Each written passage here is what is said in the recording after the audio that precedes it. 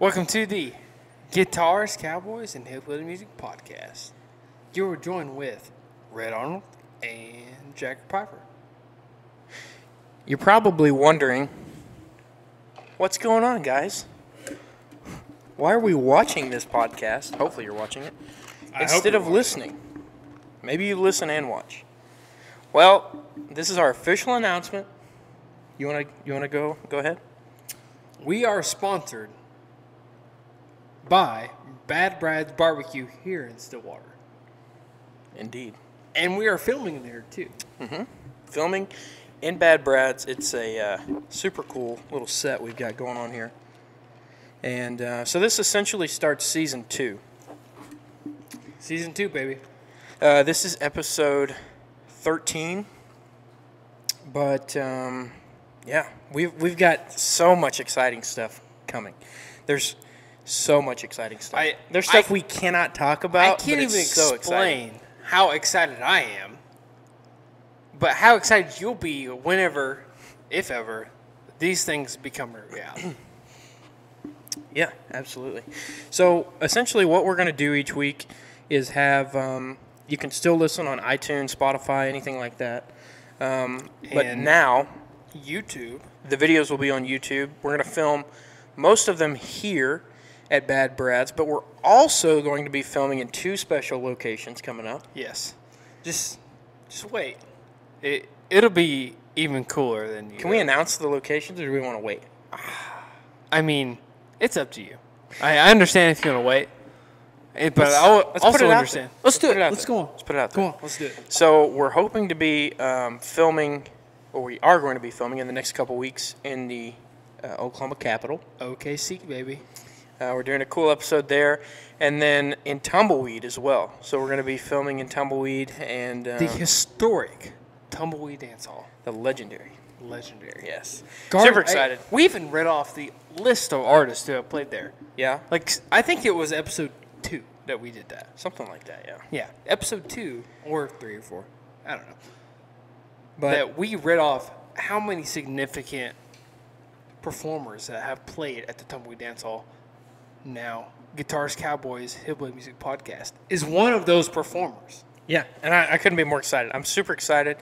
Next week, we're planning on hopefully having one of the owners of Tumbleweed on, my boss, and giving him an opportunity to tell us a little bit about Tumbleweed, how he got into it. It's going to be a really cool episode. So this episode, later in the episode, we're going to have Mr. Vernon on, of course. Yes. Keep wanting to call him Brad. I think I might just call him Brad. I mean, he said he was okay with it. He said he's been called Brad all the time. I mean, there's a lot worse you could be called than Brad. So. Yeah, that's a fact. You could be called Jager every day. I mean, I'm usually not even called Jager every day. It's usually Jager or Jager or something else. Yeah, I feel you there.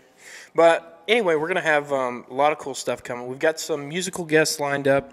That's what we're going to mainly try to focus on is, the last few weeks we've had musicians on each week. Yes. And that, to us, is what it's all about. That's what's fun. That's what I feel like everyone wants to hear. So that's what we're going to try to do. Yes, exactly. And I mean, I know we're going to get on some athletes at some point, and we're going to get on some. We're going to have Mike Gundy on. It's going to happen. You better bet, because those $5 are going to come out of your pocket real quick if Ryan finds out we didn't get Mike Gundy on. Yeah, it was $10, but yeah. Sorry about that. It's going to happen. I don't know when, but it's going to happen. Well, hey, we're going to get a variety of guests on, especially with this new sponsorship from Bad Brad's Barbecue. Who's playing this Friday? I think Avery Stinnett. Okay. Yeah, so Avery Stinnett.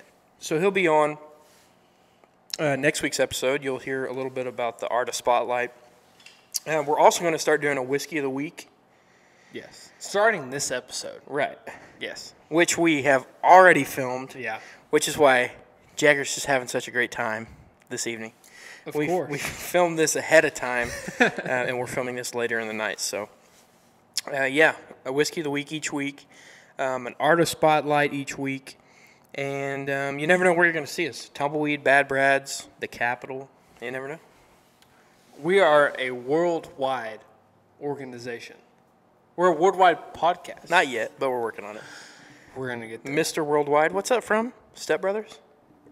No, what was it called? No, that's Pitbull, isn't it? No, yeah, but what was the Prestige Worldwide?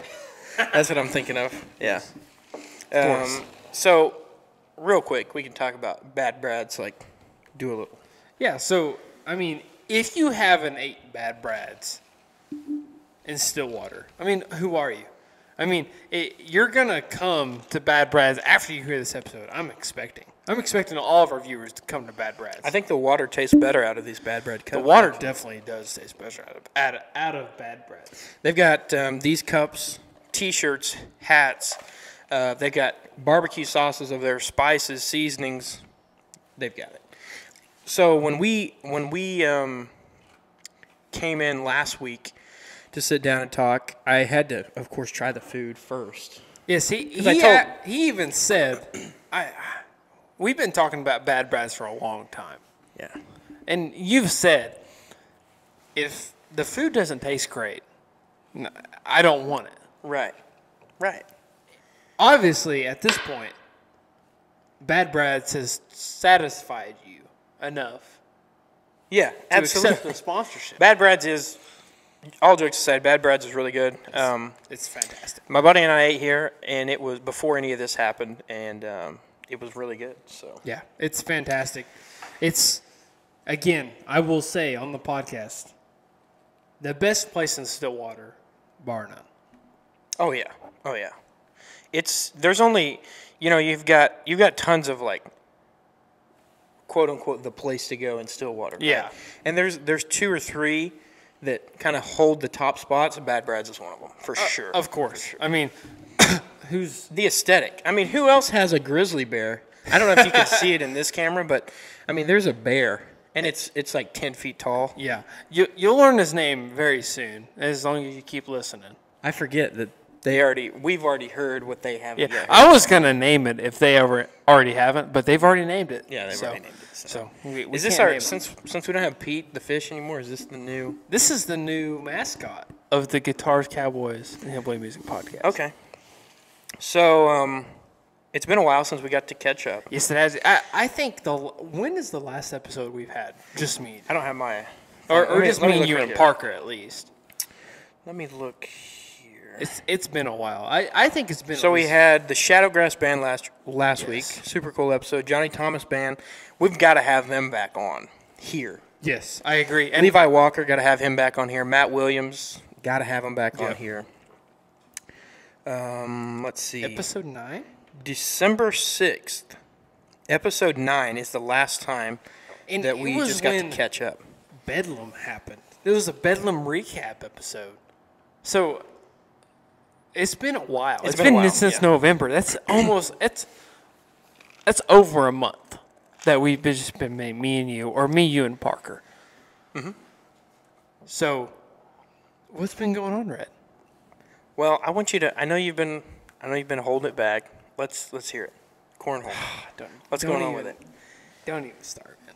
I'm looking at the game. I'm getting worried too. If you see me looking that way, Cowboys are down by 7. Wow. 2 minutes to go, Oh man. and we don't have the ball. So Yeah. Well, it's 3rd and 8 now. Well, okay. So the Cornhole. National College Cornhole Championships 2023. Mm-hmm. As you know, I've started the Oklahoma State Cornhole Club. And I am the proudest I've been. No, I'm not even saying like of myself. I'm saying of my club that I've been able to help, coach, mentor, anything, any adjective that you can think of in my life. So I started the Oklahoma State Cornhole Club October 2020. My original goal was I just want to get one person from Oklahoma State on national television, because every year the National College Cornhole Championships are televised on ESPN, ESPN2, the ESPN, ABC, whatever you want to call it. So they are televised. And we were blessed with the opportunity to get 2 doubles teams, 4 people on national television. I just so happened to be one of those people.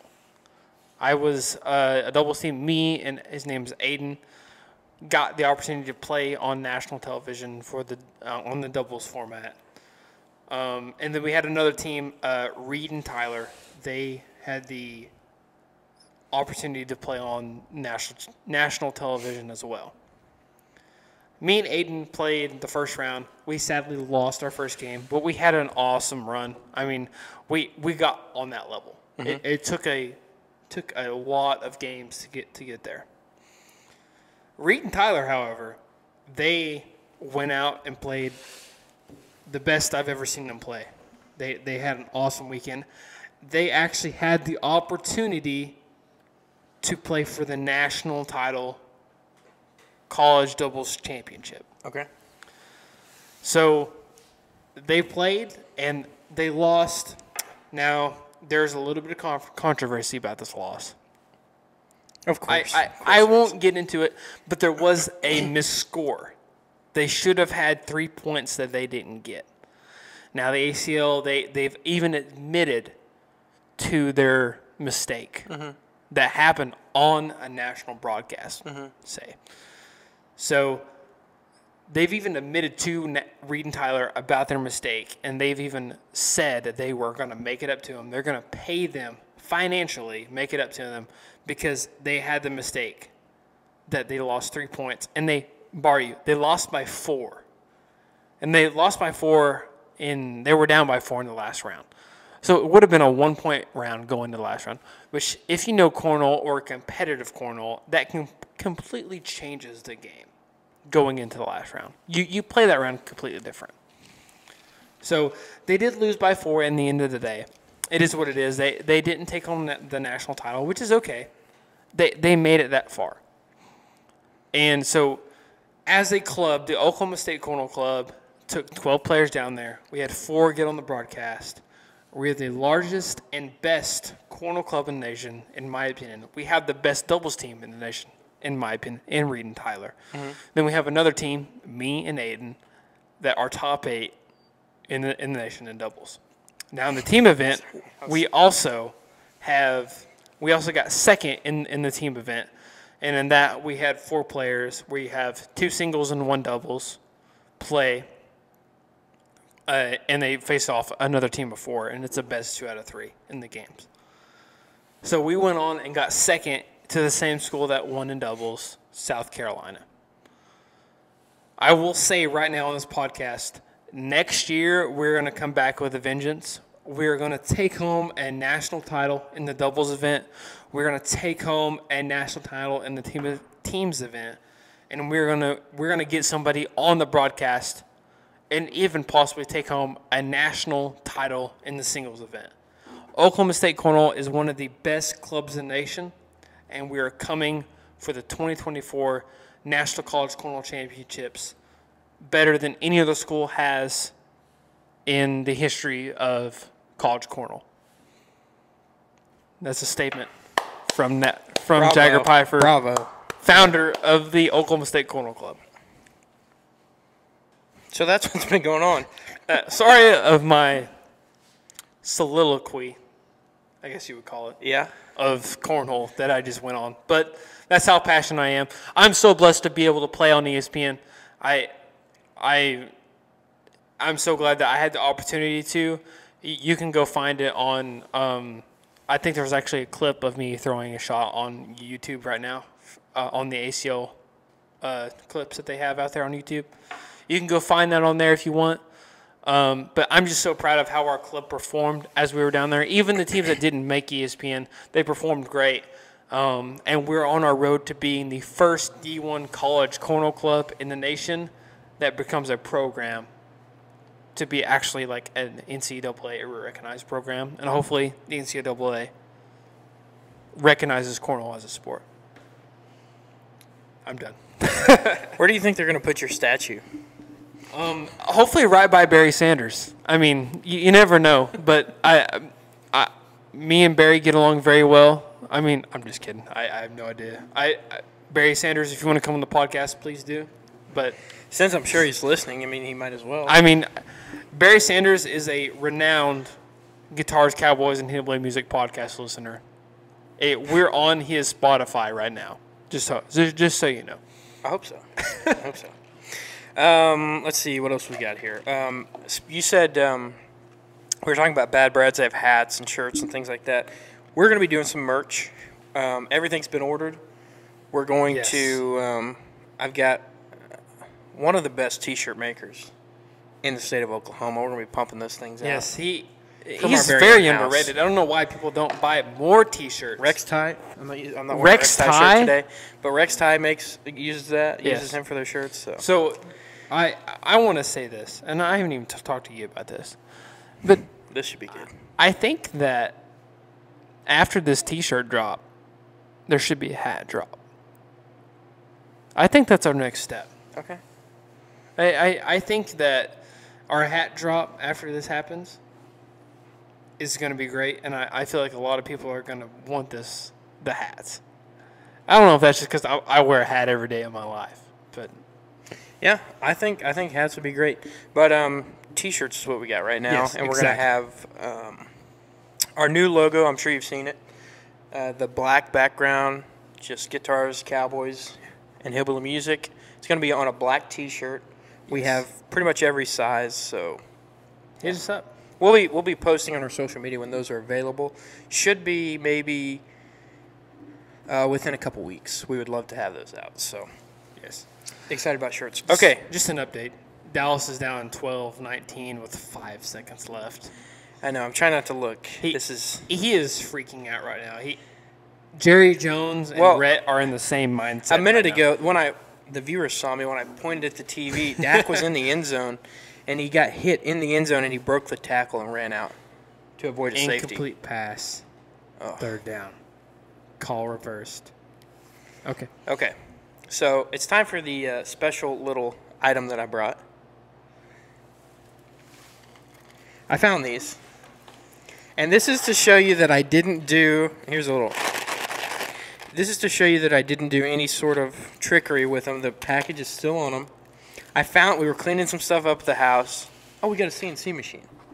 So we were cleaning some stuff up. I find these. I'm like, that would be perfect. I'm sure Jager would love to eat one of these. This is my least favorite game of all time. So I'm sorry. Can you please give me some more water? if we're doing this, I'm sorry. Put it on that ledge up there. So, I'm not sure how you want to do this, but I think we need to at least try them until we both get a bad one. I feel like I'm going to get a bad one right off the bat. All right, here's how we'll random dump. I'm stressing out right now. This is not going to be good. 1, 2. These are the same. So what flavors do we have here? We've got. So this is going to be barf or peach. So this is the Bean Boozled jelly beans here. Let's do this quickly so we can move along here. But I'm going to wait on my drink order that I'm gonna go ahead and you keep talking about something. This is going to destroy my world if you get a good one. Let's do this. You have to guess based on my reaction if it's good or bad. You got a good one. You think I got a good one? Yeah. I did not. So is there more than just 2 in the package? Yeah. Uh-huh. Okay. Well, that doesn't give me any hope. It shouldn't. Thank you. Please continue. Can I just swallow a whole? And now? No, it's not that.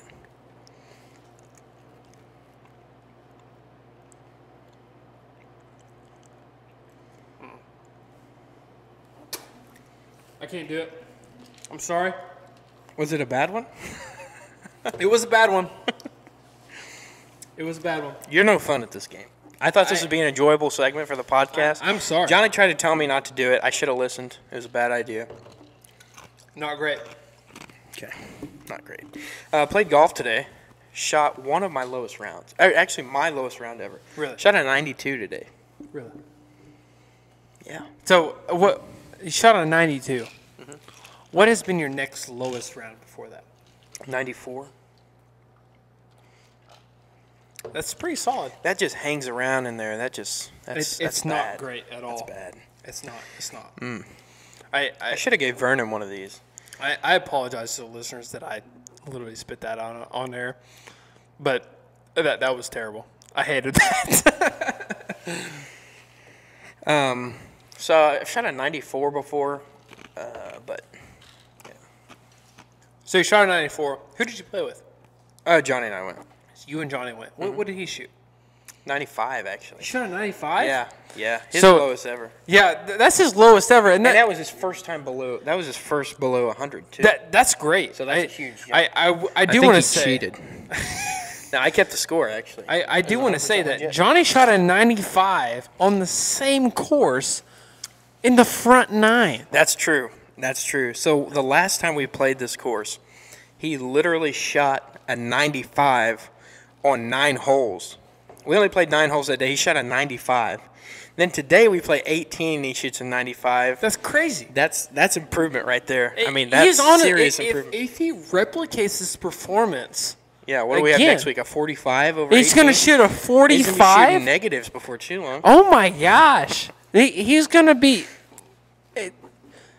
Forgive me for saying this, but he's going to be Tiger Woods before here long if he keeps up this performance. Rhett, you're in for a wild ride. Johnny is going to be the next Stillwater Pro. I'm just glad that I had the honor of knowing Victor him. Hovland Yeah. and Johnny Williamson. Those two names are going to be whispered in the same breath. I think they already are. I think the rumors are already going around. Not to, of course, stop talking about Johnny's phenomenal golf game, but college night at Tumbleweed this week, our first night back. And we had a meeting Wednesday night, and we were told, like, hey, just a heads up, it's going to be busy. Yeah. But it was busy. Really? It was packed. Give me I have a picture. an estimate. I don't know if it's Give on me here. an estimate of how many people you think. I would say at least 1,500 people. 1,500 people in that place? At least. Here's a Wow. picture. So they can't see this. I got this printed off in a 24 by 36. I'm going to hang it in the house. Because right in the middle, the man himself. I mean, how cool is that? So, explain to me how people even dance when there is that many people. So for the most part, people will like... So if this is the DJ booth that I'm looking at, They're just shuffling? people will basically pack to each side. Yeah. And then you'll have the handful of people that... And then when you play something like Fishing in the Dark or something like that... Dixieland Delight? When everybody comes out there... Yeah. Yeah, I can see that. The sheet for the song request was 4 pages long. Wow. And How then do you even handle that? it's... Do you just go, like, just the next one? Or is I it try to- whoever hands you a 20 while you're playing? So when say I have a sheet full of songs, right? I have songs that I'm going to play regardless just because I like them Yeah. and I'm the DJ. Yeah. But there's also just songs that fit better for certain occasions, right? Like you don't want to play something like, you don't want to kill the mood. You don't play something like really slow and sad, you know. The chair. Yeah. It's not sad, but it's slow. So, you know, it's kind of a, I hate to use this word, but it's kind of a strategic process, right? Yeah. So when someone gives you a list of like 20 songs, then I've got to look through them and say, okay, I can't play, or like the other night, I had 4 pages. I can't play all those songs that night. You can't. So I got to dig through them, and you know, everybody thinks that their song is the only song that's important. They're like, please play this song for me. How many duplicates do you get? I really only get duplicates of like popular songs would be like Burn It to the Ground or Fake ID or Do you have a lot of like two-step songs that are duplicates? No, not really. That's interesting. So the other night was a good example. There's a ton of people who go there to line dance. That's why it's a huge thing. Yeah, I can see that. But then I had people coming up. They're like, I'm tired of these line dances, man. Like, I can't help it. Nor do I really care. I mean, I got to play what the majority wants. I understand everybody doesn't like the same song, but then then I'll play something that's like kind of different that somebody wants. And they're like, I'm getting tired of this. I need a line dance. Mm-hmm. So you can't please everybody. Yeah. But yeah. I've even had people come up to me because, like, in conversations, yeah, I know the DJ that DJs at college night. They'd be like, you need to tell him to play some more two-step songs. Yeah. Or you need to tell him to play some more line dance. But they're also going off of I'm there for 7 hours. I'm playing music for 7 hours. Wow. These people come in and they may be there for an hour. And exactly. In that hour, depending on what we have going on that night, they may not hear that many songs. So, their judgment at me is coming from that small amount of time. Each night I play tons of two-step songs, tons of line dance songs, and then I'll sprinkle in some other stuff that people want to hear. If someone tips me, that's the take all, You're number one. Right. If someone's like, can you play this next? I'm like, no, I can't. Yeah. Because it's not because it's not because I'm trying to like show you I'm in charge. But exactly. It's just because like everybody says that. Yeah. But if someone pulls out a 10, they're like, can you play this next? I'll play whatever you want. Believe it or not, so I actually have my commercial CDL for passenger buses. Okay. So I for calf fry, because I have bussed calf fry before. Because Tumbleweed and Outlaws runs a promotion that they will bus you from Outlaws to Tumbleweed on all calf fry weekend. Yeah. So I'm a mini DJ for about 5 minutes of their bus ride. I've had somebody come up to me, hand me $100 bill, and say, play this song. I'm like, you got it, buddy. I'll play it from here to calf fry. I don't care what anybody else says. So he handed me that $100 bill. I'm like, yep. I put it in my tip jar. And now I've never gotten 100, but I put it in my tip jar, and I had people say, hey, play this song. I'm like, nope. Someone handed me, if you can top $100 bill, I'll play your song. And they're like, okay, you're fine. I understand. I'm bad about I don't ask for tips. I'm not like, come tip me, which I probably. We'll ask Carrie about this. Yeah. Carrie will probably tell you well, you should do that, but I don't do that. And so, a lot of people don't even think about it. So when someone does come up and do that, I'm like, I'll play whatever you want. Yeah. But I try to, if someone comes up and they're nice about it, then I'll try to do what I can to play their song. Yeah, because at the end of the day, I'm just trying to make sure everybody has a good time. You're there to please the people that are there with the music that you play. If someone comes up and they're kind of rude about it, then I'm not going to play the song whatsoever. But all you got to do is come up and, hey, can you play this, please? Yeah, sure. Of course. Sure. So how many times do you get George Jones played on here? Just about as many times as I get Dwight Yoakam. Hardly any? Not very much. I figured As Fast as You would be a pretty popular song. No, I play it because I like to. I bet when you get there and I bet at the first start of your 7-hour shift and at the end start of your 7-hour shift, you just played Dwight Yoakam the whole time because no one's there, so no one cares. I play what I want to hear when I get there. Yeah. Until people start showing up.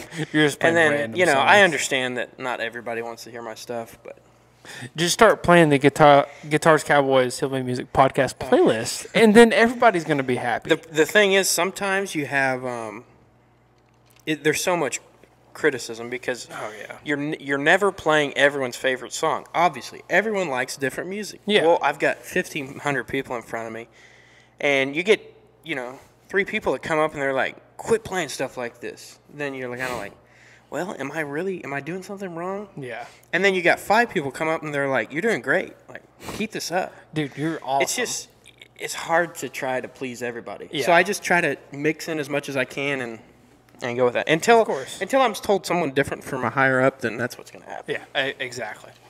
So, not much George Jones there. But I'm sure Tammy Wynette's probably not the most popular one there. Did you just segue into a new topic? I did. Believe it or not. Okay. So, believe it or not, Tammy Wynette actually has 10 more popular hits, like 10 more number ones than George Jones has.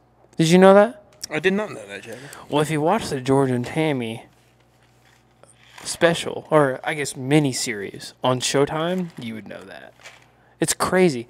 So, George and Tammy is a new Showtime miniseries on Showtime. I guess I just said that twice. But it's a new miniseries. It's one of the best miniseries I've ever seen in my life. You just eat one of those and you don't like it? I thought I was really going to get lucky. I'm convinced all of those are absolutely not, like the worst ones. It's dog food. Exactly. But George and Tammy is one of the best miniseries, and you haven't even have you watched it? I need to try it. Do you have Showtime? I do. I just got it recently. You have no excuse then. I was gonna say if you had Showtime, I wasn't even gonna hand out my password for you. I was gonna give you my email so you could go watch it. Well, I might cancel my account. Then I'll reach out for the password and email. He said, "I'm gonna stop paying the $15 a month so I can watch this show." I haven't for the last week. I haven't watched anything, but my nose to the grindstone has been 100% on this podcast for stuff. I've been trying to figure out how to make things work. Someone was a Tyler Childers fan. Nose to the grindstone. You know, I'm not that big of a Tyler Childers fan. Sorry, I had to throw it out there. But, you know, I've just been watching YouTube videos on how to, because I'm trying to deal with the sound and everything. Yeah, you know? I understand so that. trying to get the multiple camera angles. Hopefully the viewers appreciate the multiple angles. Hey, he's a company man. Like, I mean, this guy is... I'll text him at 1 in the morning. I wish I had a Trump impression because I'm doing the hand motions right now. I'll text him at 1 in the morning and be like, hey, what do you think about this graphic? Hey, what do you think about this? And I'll get a response at noon the next day. Thumbs up. Looks good, man. Hey, I contribute as much as I can. Like, the new graphic that you see on your phone or on your computer right now is actually made by me. I think I did a decent job, and I think your it looks great. I think your T-shirts are going to look great. I actually have, about 9 different more colorways of the same graphic that if we get enough response, we'll make some more. And I think they'll look really good. So for the first batch, we're doing how many did we get? 50, something 50? like that. But they're all different sizes. So Yeah. I mean, it could be so 50 that we could put out. It could be 30. It could be 20. Or we could sell out and I'd buy more. It could be 3, just me, you, and Johnny. But yeah, we're gonna do hoodies, hats. I mean, you name it. I'm probably a pretty little excited. golf accessory, maybe a little golf towel. I want After a a golf club cover. Oh yeah, that would be cool. That would be cool. I wanted to say, who's put together by tape and bubblegum now? Yeah, you could say that to all the naysayers of our podcast. Of course. Look at us now. We finally got a sponsor. I bet they finance their waterbed. I bet they do too. Hey, Shout out to Parker.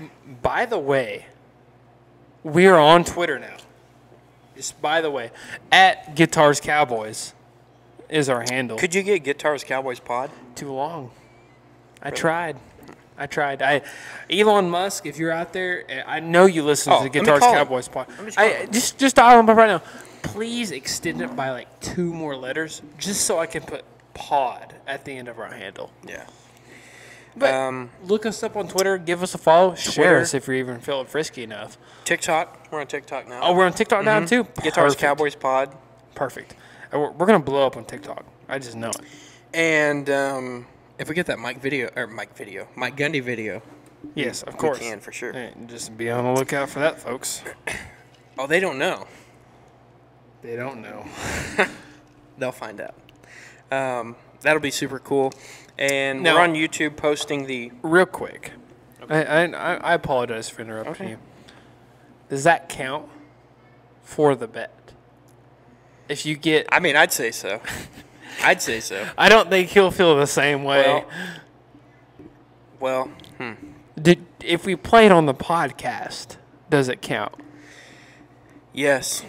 It's gotta count. If you look at it in that way, then all of our sound bites that we have count. This will for be the same different thing. because it's specifically him talking about it. It'll be different. It is true. If he says the names Rhett and Jager, Yeah. I think it counts. Yeah, but they'll be on eventually anyway, so we'll get it all lined out. This is going to be an extremely long episode, Yes, it will. but it's been a lot of fun. It's our first one. We're super excited. I mean, there's so many. I wish we could just give you all of our ideas and thoughts. Yeah. Because there's so many huge things that could be coming our way, and we're super grateful for the opportunities. Yes. Thank you, Bad Brads. Yes. Thank you, people that haven't been named yet, for the opportunity to represent your brand and the opportunity to grow our audience with you and the opportunity to advertise for your businesses. Bad Brads, it is really great. I genuinely wouldn't be interested if it wasn't good. Yeah. But it's delicious. I know you guys don't know Rhett personally, but I do. And I can attest. Unfortunately, he does. If Bad Brads had bad food, it would not be a sponsor of the Guitars Cowboys podcast. Yeah. And I'm just excited to have it because it's my favorite place to eat in Stillwater. And I'm excited to see what becomes of this collaboration. Yeah, this could be the starting of some huge things for us. I agree. So, like I said, follow us on Twitter, TikTok, Instagram. All of it will be linked in the description. Spotify, you can find us there. Google Podcasts, Anchor, Stitcher. We're on tons of podcast Everywhere you can find a podcast on social media, ways to listen, we're there. And on YouTube now. So Yeah. we're going to be posting our old episodes, just the audio versions, of course. But subscribe, share it. We really appreciate those who share it. Share it, and we'll reshare your story. Of course. And, now we're going to be diving in with Vernon. We're going to do the Whiskey of the Week. Yes. Also, remember, Avery Stinnett coming out this Friday at Bad Brad's. So that'll be what Great day will act. that be? It'll be Friday. I believe it is the 27th of January. Okay. 27th of January, 2023. Avery Stinnett at Bad Brad's Barbecue in Stillwater. I believe they start at like 6:30, maybe 7. I'm not exactly sure. But either way, come out to Bad Brad's, listen to Avery Stinnett, play some awesome music, get you some Class A barbecue. Killer barbecue. Great stuff. I mean, killer barbecue. My favorite is the dirty fries. He's going to try some more. Do you have a favorite right now? I know you tried their brisket. The chopped brisket. The chopped brisket. I don't know if you can be topped. Fantastic. But It can't.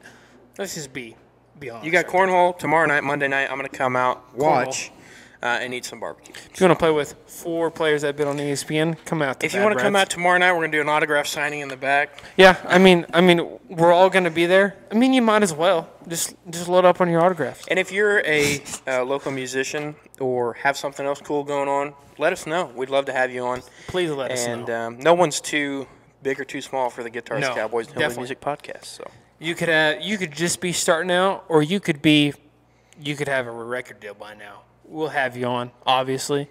We love talking to musicians. I think we just love talking in general. Probably so. Well, you want to lead us into the Whiskey of the Week? Well, this was your Rhett and Jagger segment of the Guitars Cowboys Hillbilly Music Podcast. Now get ready for a great interview with Vernon of Bad Brad's and the Whiskey of the Week. Thank you so much. Bad Brads. Bad Brads. Where it's good to be bad. Whiskey of the week. Let's go. Let's go. Welcome to the Bad Brads Whiskey of the Week, and we are joined here with Mr. Vernon, who What's is going on, the guys? owner of Bad Brads, and we're introducing this week's Whiskey of the Week. Can you give us a little bit of information on this one? Man, we're going to start off with something pretty simple, but I kind of made it complicated. We're going to start off with Buffalo Trace, but what I've done is smoked that Buffalo Trace barrel there. It's a mini keg that they gave me that was a fresh keg. You can see the difference in coloration in the woods there because we actually smoked that barrel for 3 days in our barbecue pit with oak wood. The same pit we smoke all our meat in, no gas, no electric, no propane, just 100% good Oklahoma post oak. Every now and then we'll get some other woods in there, but it's always going to be an oak base. And then I made one of our signature old fashions, which is a Buffalo Trace smoked old fashioned with cherry wood, except for, I barreled it in that barrel for 28 days. So the day before Christmas Eve, I made that, let it set until this past Friday, which is the January 20th, and then we bottled it then, and this is what's in our glass. We've got some good, just solid Buffalo Trace here to try to get a base taste for old Jager over here, and Rhett's just going to have to suck a hind tit on this one. Enjoy your water, sir. These guys water over there. Well, I reckon we'll go ahead and give this thing a try. Try this neat one first. Get you a little good old base.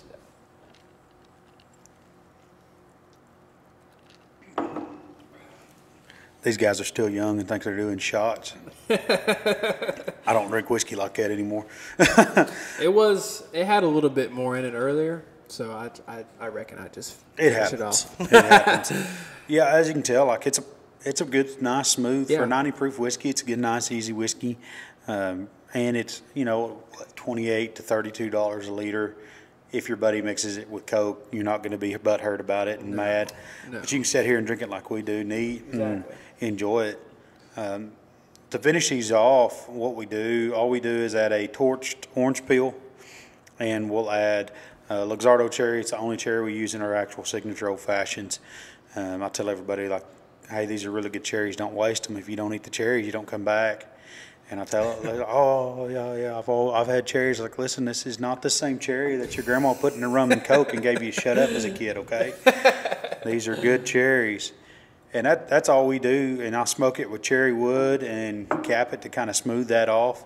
And it's pretty darn good. Yeah. Let's try it. I'm excited. Rhett, you've only got like 3 or 4 months here, but I'll make you one for your birthday, buddy. How about that? We'll call it a deal. There we go.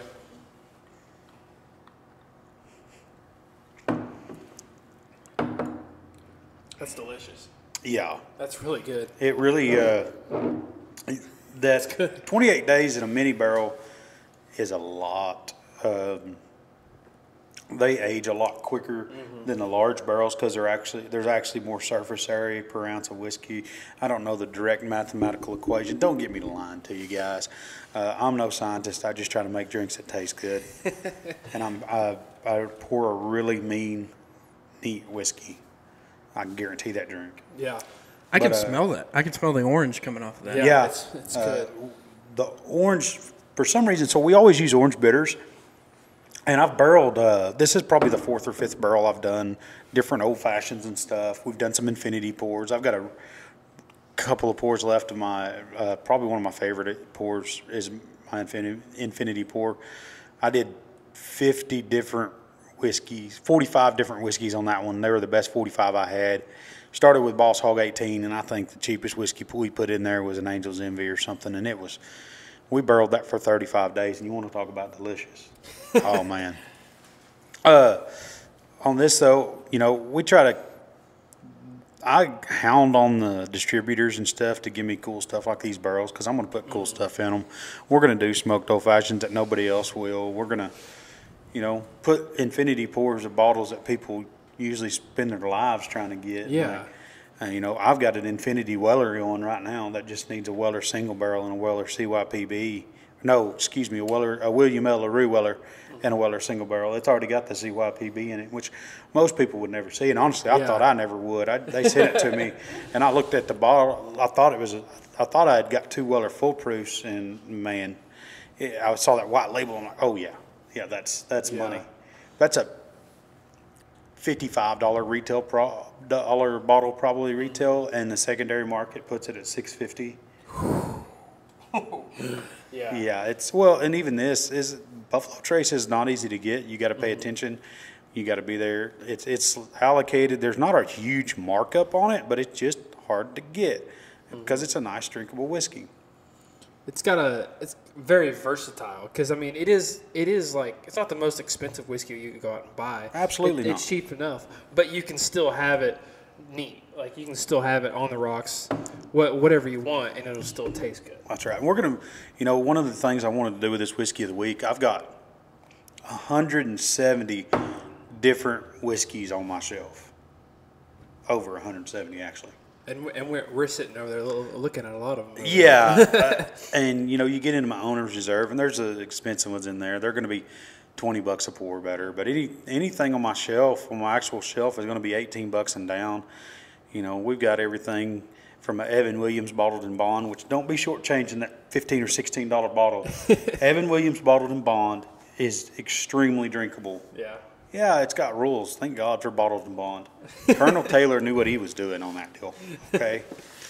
I'm gonna be introducing a bunch of new whiskeys to people, and they're not all going to be expensive whiskeys. Don't expect just to see stuff that you're never going to see. We'll have some stuff that you never see when when I get it. A lot of that stuff I only get like a bottle a year.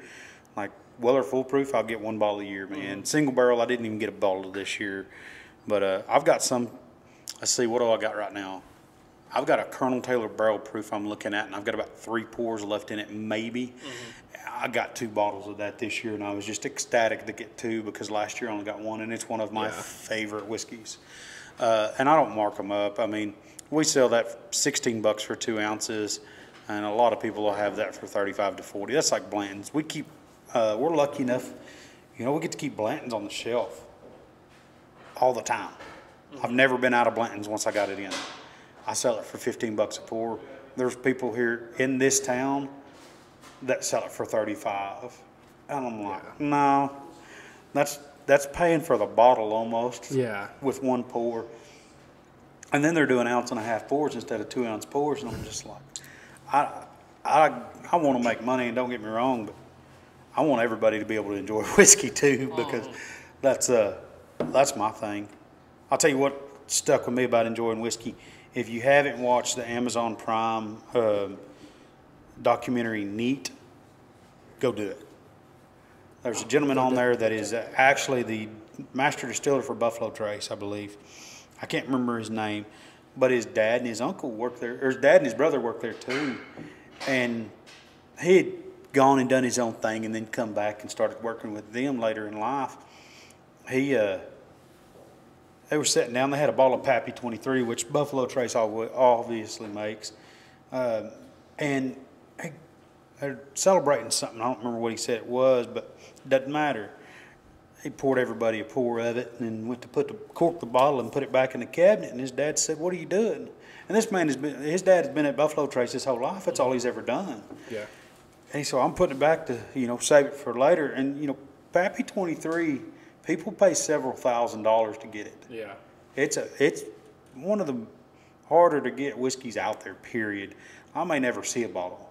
And I go through a lot of whiskeys, Like we obviously sell a lot of whiskeys. Yeah.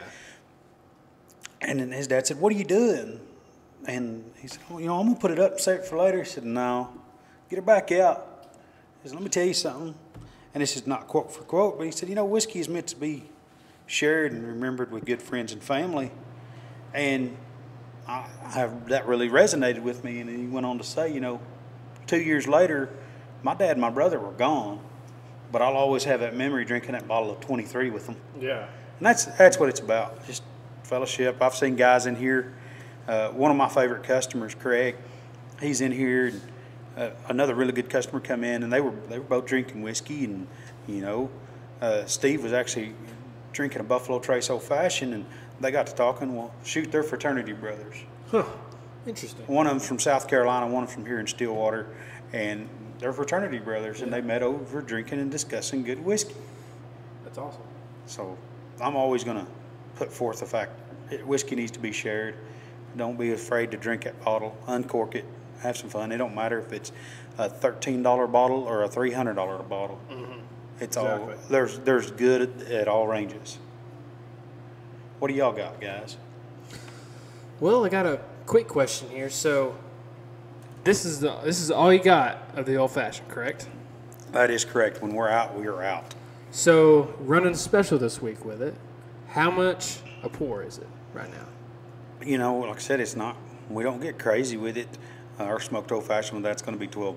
$12? I mean, it's a $12 old fashioned. Mm-hmm. It's going to be just how you saw it. It's going to have a Luxardo cherry in it and a torch peel, and it's going to be smoke finished with cherry wood on top of the oak that we did. Well worth the $12. I would think so. Well worth the $12. I would think so. Some people still mark it up further than that, like just for regular Buffalo Trace, and we're just not going to do it. It ain't my thing. I want to make money, like I said, just as much as the next guy and pay my bills, but I don't want to rob nobody. Yeah.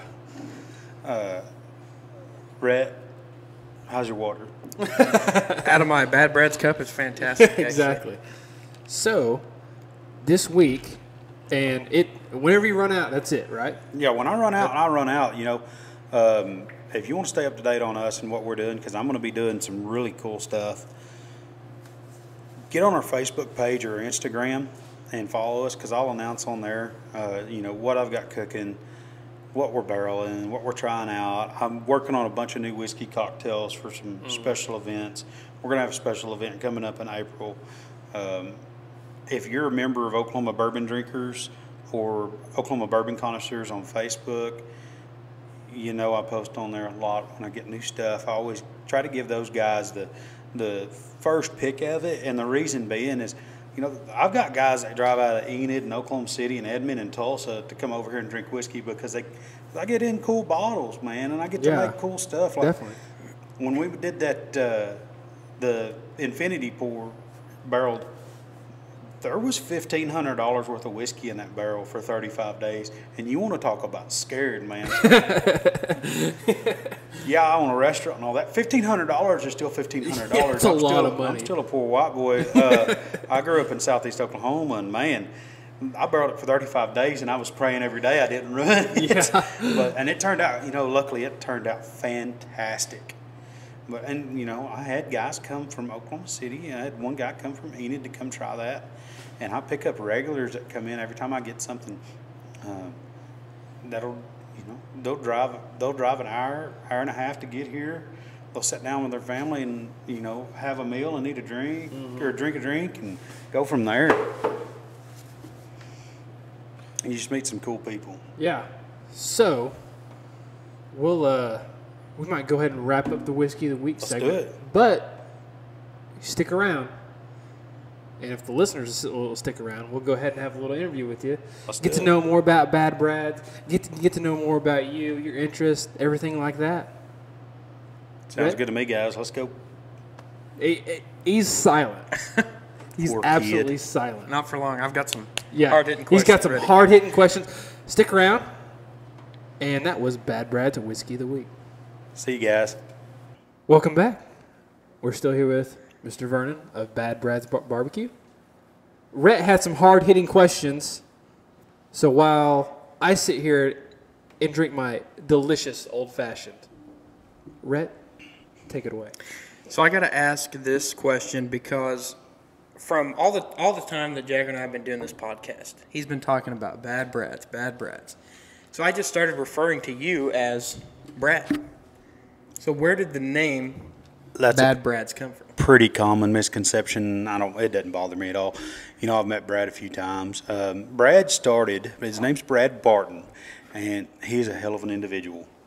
Brad and I probably would have really gotten along good back in the day because I used to like to chase a few women, and I still like to drink whiskey, and Brad liked to do both. But he started a barbecue restaurant up in Pawhuska, Bad Brad's. That's where the OG is. And he's a great individual. He's retired up in K County right now.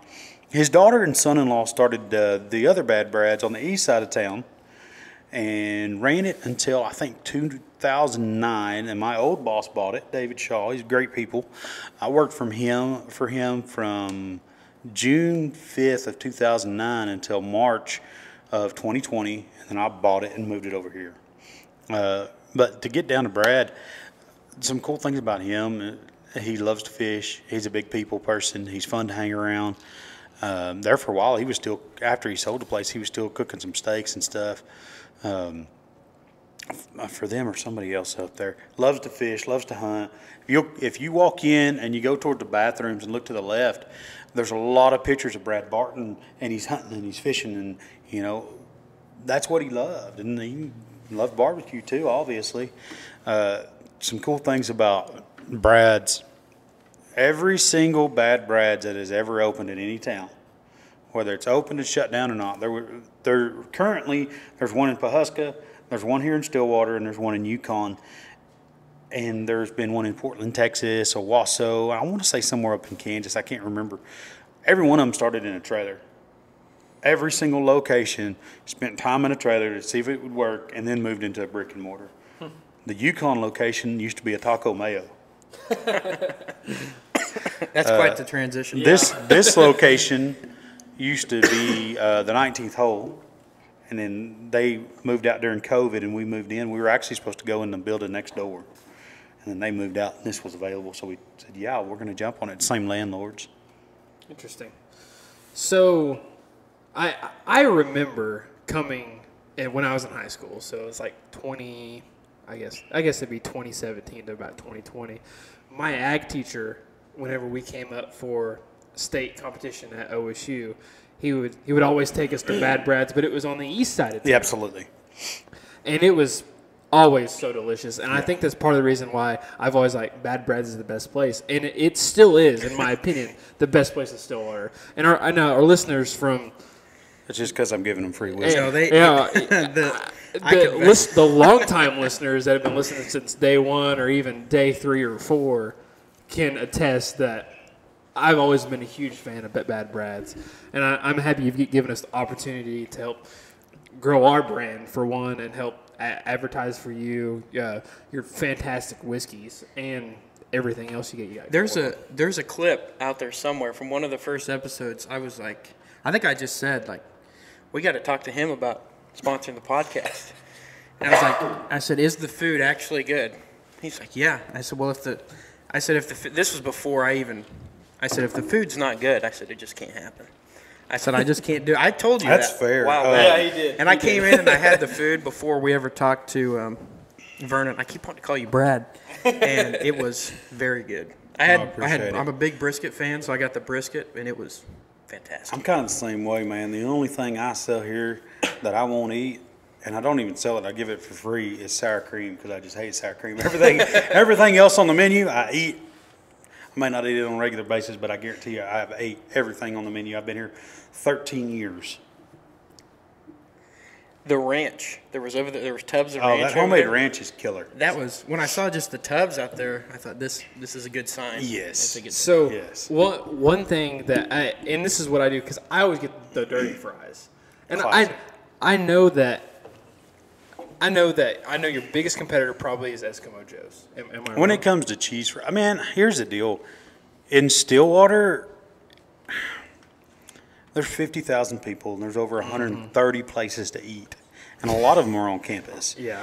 Our competitor is anybody that's selling food, man. It's Yeah, not just like, that's true. Oh, there's a new barbecue place in town. You've got to compete. And it's like, man, every time there's a new restaurant, we got to compete, Yeah, man. that's true. I don't know if you've paid attention to Stillwater, but they are finicky. They are a fickle beast. Yeah. And I love this town, but it's brutal when it comes to marketing and new businesses and stuff. There's some great businesses in Stillwater, and some of my favorites are, little food trucks. Yep. But as far as competitors, though, there's nobody in town that's going to compete with Joe's. I'm sorry. If you think you're competing with them, you need to rethink your lifestyle. They're just there. Yeah. Well, that's true. To me, this place and Eskimo Joe's are not on the same. They're not in the same zone for me. Oh, me either. I can't go to Eskimo Joe's to get anything like. When I want barbecue, I want some good barbecue. Yeah. Like this. I'm not going to go there and get their version of some barbecue. And one thing that is just unique about us and every other Bad Brad's out there, there is no propane, there is no gas, there is no electric, there is no liquid smoke. Everything that is done in the 3 Bad Brads that are open or have ever been opened has been wood. We use offset smokers. And I tell people, I said, our pits can be picked up by a tornado, carried it halfway across the state, and I'll cut the stack off because it's been weld a new one on and go to smoking barbecue. Because I think our shortest is 10 foot and our longest is 13 foot long out of 3/8 steel that's 4.5 foot around or in diameter. Yeah. So we're simple, good barbecue.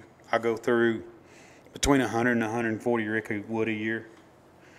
But to get back to the cheese fries, the dirty fries, Yes. that is a staple. And I used to get in trouble because when we got a focus system, a point of sale system, it kept track of everything. And my old boss, was a real stickler and real tight. What you got to be in this industry, and man, I used to get in trouble all the time because my dairy was up.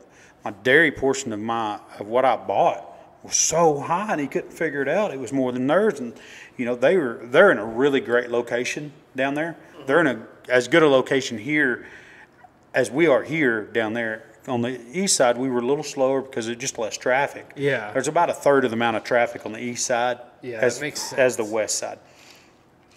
And then we got that point of sale system in the first year. Got to looking at, hey, what we sell? Well, they sold about 1,400 dirty fries. I sold about 3,600 dirty fries, about 3 times as much cheese as they did. Yeah. And I'm like, hey, that's why my dairy's up, man. Yeah, Here's the deal. exactly. But then he laid off of me on why my dairy was higher than his. Because this is a cheese fry town, man. And the cups, I mean, if you don't have this cup in this town, I don't know what you're doing. But you're wrong. Exactly right. As we all take a swig of water out of it. Yes. We don't just drink whiskey. I told Johnny when we came for the first time the other day, I said he better have some cups. He better have some cups I can take home. Sure enough. Yeah, I think they're all clear today. I've got some blue ones too, but we've got probably 50 of these cups in our house. Not these specific, but yeah. Everybody does. Yeah, that's a staple of everybody knows that. It's a Stillwater thing. It's a Stillwater thing. It's that simple, man. Exactly. If you lived here or went to school here, you got a stack of Joe's cups, Brad's cups, whatever, Granny's, Yep. they got them.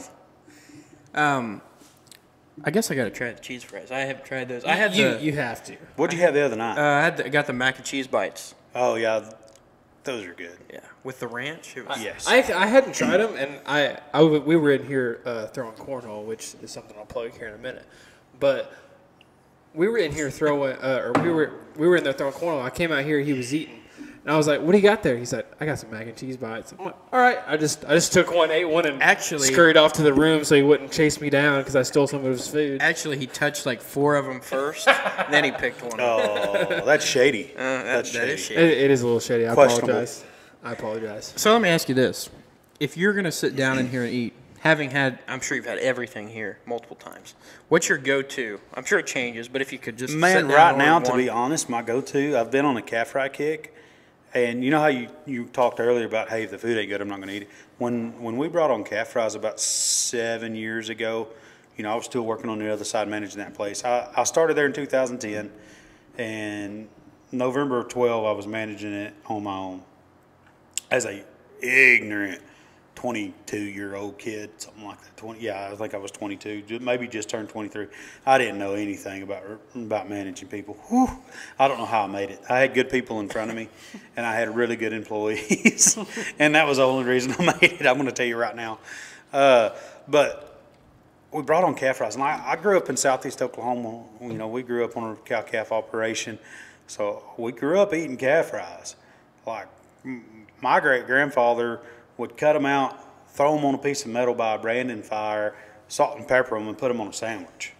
Like, and I just told my boss, and one of the reasons we got along so good is he never had to wonder what I was thinking. Because I'm pretty abrupt, I'll just tell you. But I said, man, if these calf fries ain't good, I'm not serving them. He said, what do you mean? I said, I just won't sell them. I'll buy a box and they'll sit there forever if they're not good. I won't push them. Said, what are you talking about? I said, man, that's just how it is. Like if there's too many people coming in here that know me, like I can't be selling something like this if it ain't good. And they're delicious. So I've been on a calf fry kick and tri-tip. Like here lately, I'll get a half pound of calf fries, which is how they come, and then a half pound of tri-tip. Tri-tip is my favorite thing right now. It's an ugly sirloin. Everybody, what's tri-tip? Man, what's tri-tips? It's like it's a triangular piece of meat. It comes after they're done trimming out them sirloins and steaks. It's an ugly little piece of meat that just doesn't look good in the meat box. You can't sell it as a steak. Man, if you smoke it or you grill it over a Santa Maria grill, it is killer. We try to keep it medium rare, and when it gets past that medium rare to medium, we'll pull it. We'll put it in the cooler, and we'll use it for our steak burritos, which you can get here from 7 to 11 a.m. Monday through Saturday, or you can get any time over at the Country Sea across town. Those steak burritos are good. I don't know. I'm torn which is better, the steak breakfast burrito or the hot link, because I like them both. But to answer your question, I eat a lot of pork rinds. We do fresh fried pork rinds with our bad bread seasoning on them. I eat a lot of those, and then I eat a lot of steak. Man, I mean, it's a hard life. Somebody's got to eat a lot of steak. I mean, so do you sell the bad bread seasoning? We do. Here? We sell the seasoning, which is all made in house. We make it fresh, and same thing with the barbecue sauce. We sell it, and we make anywhere between 45 and 90 gallons a week on our busy weeks, like during graduation and during football season. Our peak times of the year, we make 90 gallons at least a week. There's been weeks where we made 150 gallons of barbecue sauce because of caterings and stuff like that, and that's all made back there on one little old burner. I mean, these guys work their butts off. The guys that work for me, you know, you get a few screwballs in every now and then that you just got to weed out. But I've got a fantastic core of employees. I'm really blessed. You know, they put up with me as a boss, and they're good at their job. But yeah, we make all our seasoning and all our barbecue sauce in house, and it's easy to get right up here at the front. That's awesome. I see some T-shirts over there also. Absolutely, this is a T-shirt town as well. Yes, it is. I've slowly found that out just because every time we get a guest on, I'm hounding them.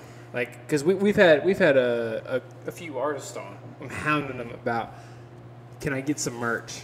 Can I get something to wear so I can advertise you when I'm just walking down the street? Yeah, you need that should be a we need this, or hang it up, you know, behind where we're doing your podcast or something like that. One of the things that we're going to start doing is underneath or above our Coke machines. I've got some posters there now. Shout out to the Tumbleweed. I got one of their Weed Fest posters from a couple years ago where we got to see Shane Smith and the Saints, and man, they're always a great. I remember watching them probably 6 or 7 years ago at White Barn Estates across town, and they were playing for. It was a private show, and no one showed up. The Chive tried to put on a Chive event, and there were like 30 people there. And Shane Smith and the Saints were just sitting up there killing it. It was awesome. That's awesome. Amazing. But we're going to start putting some of the T-shirts of the guys that play here. We do live music every Friday night from 7 to 9 p.m. Every single Friday. I'm booked out through, I think I've got a couple open dates in the end of May, and that's it. And then we'll be booked out every single Friday night, though. Actually, you've been listening. Actually, in honor of the first sponsored episode together, we'll do 5. Yeah. So think of 5 songs that you want to put on a playlist, and we put it on Spotify, Apple Music, all those, so people can go listen to them, and just kind of we update it weekly. So I think it's kind of a neat Man, thing. I've been on a murder ballad kick lately, so be prepared. That's all right. That's all right. And be as honest with you as you want. Sometimes I try to diversify like what I have, but Oh man, you may go through my list and you may hit Tupac and you may hit John Prine, you may hit Hank Williams Jr., Hank Sr. There's no telling. yeah. You may even have a Notorious B.I.G. Man. I listen to everything. I gotta talking about Shane Smith and the Saints. This is not the greatest story to tell, but I gotta tell it because it happened today. Yeah. So they played somewhere last night, Hard Rock or something like that in Tulsa. And before I came back to Stillwater after the break, my stepdad was asking me. He's like, "You ever heard of Shane Smith and the Saints?" And I was like, "Yeah, they played at Tumbleweed, you know." And I said, "Yeah, I like them." And I showed him some stuff, and he's like, "Yeah, I might give it a shot." So someone he knew had tickets or something, wanted him to go. So him and my mom went last night. He sends me a text, and he just said, "This is awful." What? I said it's not for everybody. Where were they? What? Hard Rock, I think, in Tulsa. I've never seen a show at Hard Rock, so I couldn't say. Yeah. Wow. I'm surprised by that because I honestly hadn't listened to much of Shane Smith and the Saints before I went to outside city limits. Yeah. And I luckily hit a giveaway, by the way, that Bad Brad's does for all of Tumbleweed's I big remember concerts that. they do. I got lucky and got a giveaway for 2 VIP tickets for all 3 days of outside city limits. Hey, shout out to the Tumbleweed, man. They do some trades for us. We'll do some advertising for them. We work with them a lot on partnership on some stuff. They got us those tickets and trade for some food that we did for them, and we got to give them away. And Yes. they were killer tickets. I'm not gonna lie. You it almost was didn't awesome. get them, man. If know. I would have had enough employees to work, you wouldn't have got them. Sorry about you. But. I'm happy that I got them. I'm so glad that I got them. So I got lucky, and they do giveaways on their Facebook page, by the way. So anybody go follow them, go hit them up because they do giveaways all the time. But I got lucky and got 3 VIP tickets to outside city limits. Yeah. And Shane Smith and the Saints was the head. What did they? Yeah, they were the headliner of. They were probably headlining it, yeah. The second day or the first day? I don't remember. I don't. It was one of the 2 days, and I hadn't listened to a lot of Shane Smith, and they absolutely killed it that night. They were on fire. It was a great night to go watch them, and Shane Smith was up there just rocking out. I can't honestly say what my favorite song of theirs is in person. It's either Geronimo or The Mountain. Yes. Just freaking killer in person. Yes. I'm a big music fan. Like, I love music. Love it. That was the first time I'd heard them too. Was and live. They're fantastic. So I got a question for you guys. Best concert you've ever seen. Period. It can be an acoustic show. It can be 10,000 people live. What's the absolute best concert you've ever seen? And I'll put mine against it and bet I win. You want to go first or me? I think you should go first. Okay. So I sadly have not been to a lot of concerts in my life. I've been to like 3 or 4. And I'm looking to change that. But the best concert I've seen in my life is I saw Chris Stapleton at the Amp in Rogers, Arkansas. And he put on a fantastic show. What I loved about him, and this was before he put out, I think it was right after he put out From a Room Volume 1 and 2. And so he went out there and rocked it out. And his delivery was perfect because it was just him up there, and he had 2 or 3 musicians. Like, I think he had a guitar and I think a drums, but that was it. It was just him and like 2 other guys. And I think he had his wife out there too to sing a couple of the songs just for backup. Fantastic show. One of the best concerts I've ever seen. All right, Rhett, you're up. Challenge. So, come on. I got a pretty solid one. I got a pretty solid one. So this would have been 2018, I guess. I went to see. It was at the Riverwind Casino in Norman. I went to see Dwight Yoakam, and I got to meet him and gave the guitar player, built him a guitar. So that was, it kind of, mine's all wrapped up together there. Yeah, that's pretty cool. So 2019, I got divorced in February and got a new girlfriend. And we both really had a thing for music and had a lot of free time. So we got to see a bunch of cool shows. Like I did meet and greet with Bingham. Honorable mention that year, though, I got to see Tyler Childers sold out in Thackerville, where 3/4 of the people didn't even know who he was because they gave free tickets. It was my 30th birthday. He walks out on the stage. Excuse me. That sinus has been kicking my butt this week. Walks out on the stage, no opener, no band, and just starts ripping Feathered Indians. I'm talking ripping Feathered Indians. That's my honorable mention.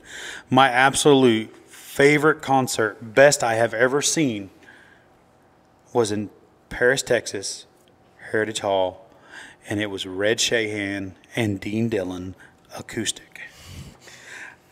Watching Red Shahan, and then it was a room the size of Bad Bradge. We're talking 1,500 square feet maybe.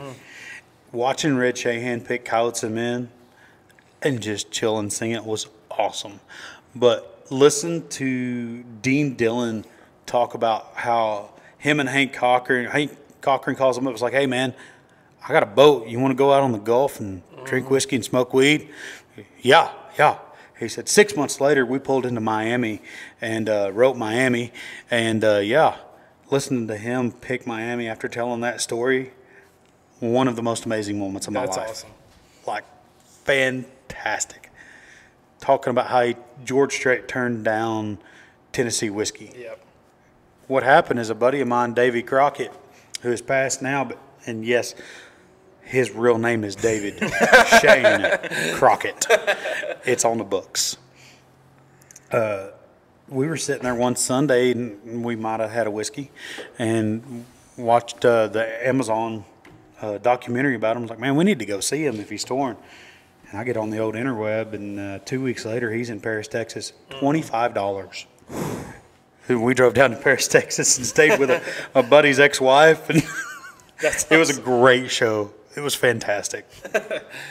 So I was in here talking to you, I think it was like maybe 2 weeks ago, and you mentioned that documentary. Oh, I watched it. It's a great documentary. it is not. It's just killer. It's awesome. It's awesome. And I've been on a kick. It's just like, I wonder what other songs he wrote. It's ridiculous. So many good songs. Ridiculous. It's crazy. Yeah. So you need to go watch on Amazon Prime. It's called Tennessee Whiskey, the Dean Dillon Story. Yeah. Can we talk about how fantastic that song is and how 3 different people have just freaking owned it? Exactly. Like George Jones owned that song. There was no doubt. Yeah. And then David Allen Cole decided to pick it up, owned it again, and then Chris Table just comes in and kills it. Yeah.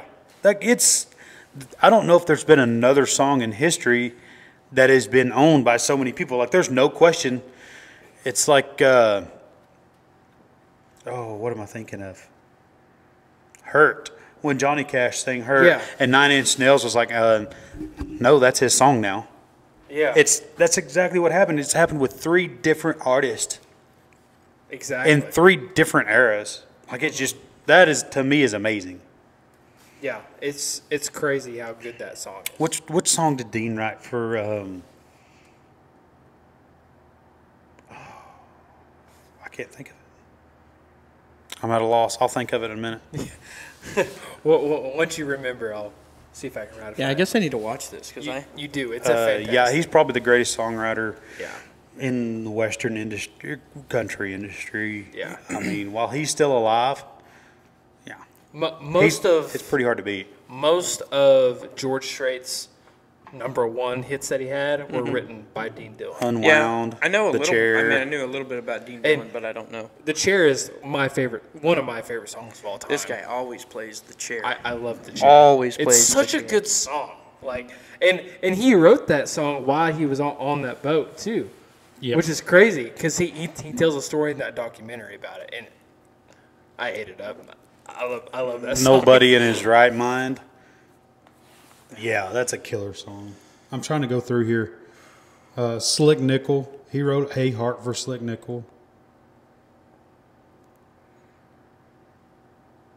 There's a This lot is of this really is slightly off topic. But I saw something today that said George Jones had like over 160 something top 10 songs. Mm-hmm. And you were talking about the George and Tammy the other day, so it had Yes, exactly. And I need to watch that. It's so good. I saw that. I kept seeing advertisement for it as it was like premiering. I'm like, how good is this really gonna be? I'm like, whatever. Some of those like mini-series documentaries are good. Some of them aren't good at all. And so I went to go watch it, and I was like, oh, this is good. This is real good. And you need to go watch it. One of the best mini-series I've seen is George and Tammy. Oh, let's see. Have y'all ever, speaking of George, who gives a crap about topics? We're drinking whiskey and talking. This is what it's about. Exactly. Have y'all ever watched Tales from the Tour Bus, any of those? Apparently George Jones was, I think he was at Waylon's house. And don't quote me because I've been drinking whiskey. And I'm crap at remembering stuff anyways. But I guess he was being mouthy at Waylon Jennings' house. And Waylon got tired of his shit and taped him to a tree and left him there. George was drunk off his rocker, and Waylon, I guess, just got, it's all right, and just taped him to a tree and left him. Well, I bet that ain't on the documentary. Well, it's not on the documentary, but one thing that is, it's like the first scene of the entire show. It's George is drunk in a bathroom, and he's in That one sounds of the stalls. familiar. Yeah, just drunk in a bathroom. He can't even stand up, and he's fixing to go on to a show. Like they keep calling George Jones. It's like, well, he's not out here, and so they all of his crew stand him up, tape his knees to where he can't walk, but he has to stand up if he's standing there. Tape his knees, put him out on the stage, and he sits there and just rips a show and just goes off singing White Lightning. The Race is On, all of his songs, and just absolutely kills. Well, he can't even really comprehend what's going on. Just absolutely destroys. I had an epiphany finally. A Lot of Things Different by Kenny Chesney. Yes. He wrote that. That song kills it. And it's one of Kenny's best songs, I think. There's no doubt. What's the song called? I'd have done a lot of things different. I don't know if I've heard that one. And I'm a Kenny Chesney fan. I got to write that down. Yeah. Be and better. Also Be better. That's what you get for drinking water. Yeah, you're not having as good time as me and Vernon over here. Oh, man. Meanwhile, my Bad Brad's Buffalo Trace smoked old fashioned is out. Man. I know. Too bad I don't have a cure for that. So he also wrote, what is it? It's the one he sang with Dave Matthews. Hey, Johnny, I'm you're alive. driving, buddy. Sorry. I'm alive. Don't drink and drive, kids. It's disgusting. Be safe. And it's just not economical. Your first DUI in Payne County is going to cost you about $13,000. You could Uber every Friday night and Saturday night for 5 years before you pay for that. Just not economical. Be smart. Yeah. Be safe. I mean, What's your favorite George Jones song? mine or his? Both. Go ahead. Oh, man. I've got two, and one of them is, so what y'all don't know is, yes, I like whiskey, but I come from whiskey. When my grandfather was 17 years old, this would be back in the late 60s, a revenuers come and found his still, and then he was he was making whiskey with an old man, and down in Sardis, the still was what is under Sardis Lake now. The revenuers blew up his 500-gallon still in the 60s, so I kind of come from whiskey. So, yeah, the Chug-a-Lug, was it Chug-a-Lug? Which one did you write? We just talked about White Lightning. Yeah. White Lightning. White Lightning. White Lightning's up there. Yeah. Like, that's probably number 2. Number 1 is He Stopped Loving Her Today. That's the song that got him back on track, and it's an iconic song. Definitely. And neither one of you can pick it because that's my favorite, so suck it. That's fine, because I actually wasn't going to say either one of those. You have my attention. The Race Is On. Oh. One of his OG songs, I think Absolutely. That song is good. Oh, it's such a good song. And one thing, I was even going to talk about this with you, Rhett, but we could all three talk about it. What are some of the best intros to songs?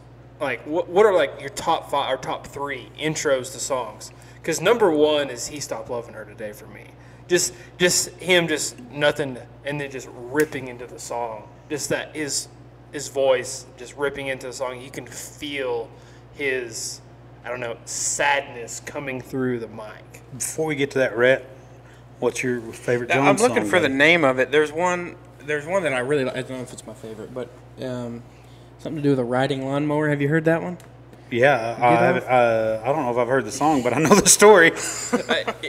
And fun fact, that story is in the documentary. Yeah, it was It a. has to be. It's so good. It would be It's illegal hilarious. if it wasn't. But I don't know what the name of it is. But it's a tough one for me between Choices or Still Doing Time. That's a good one too. Yeah, Those are 2 of my he favorites. just had a lot of great songs. It's amazing how many songs he has. Favorite intro. I'm trying to think. It's one of Shane Smith's actually. I can't remember which song it's to, but the intro, and it may be the intro to the album. They're playing and I know that is not the name of this music, but it's the intro to. It's the Last of the Mohicans music, and they're killing it. Like, that's one of my absolute favorites. It's awesome.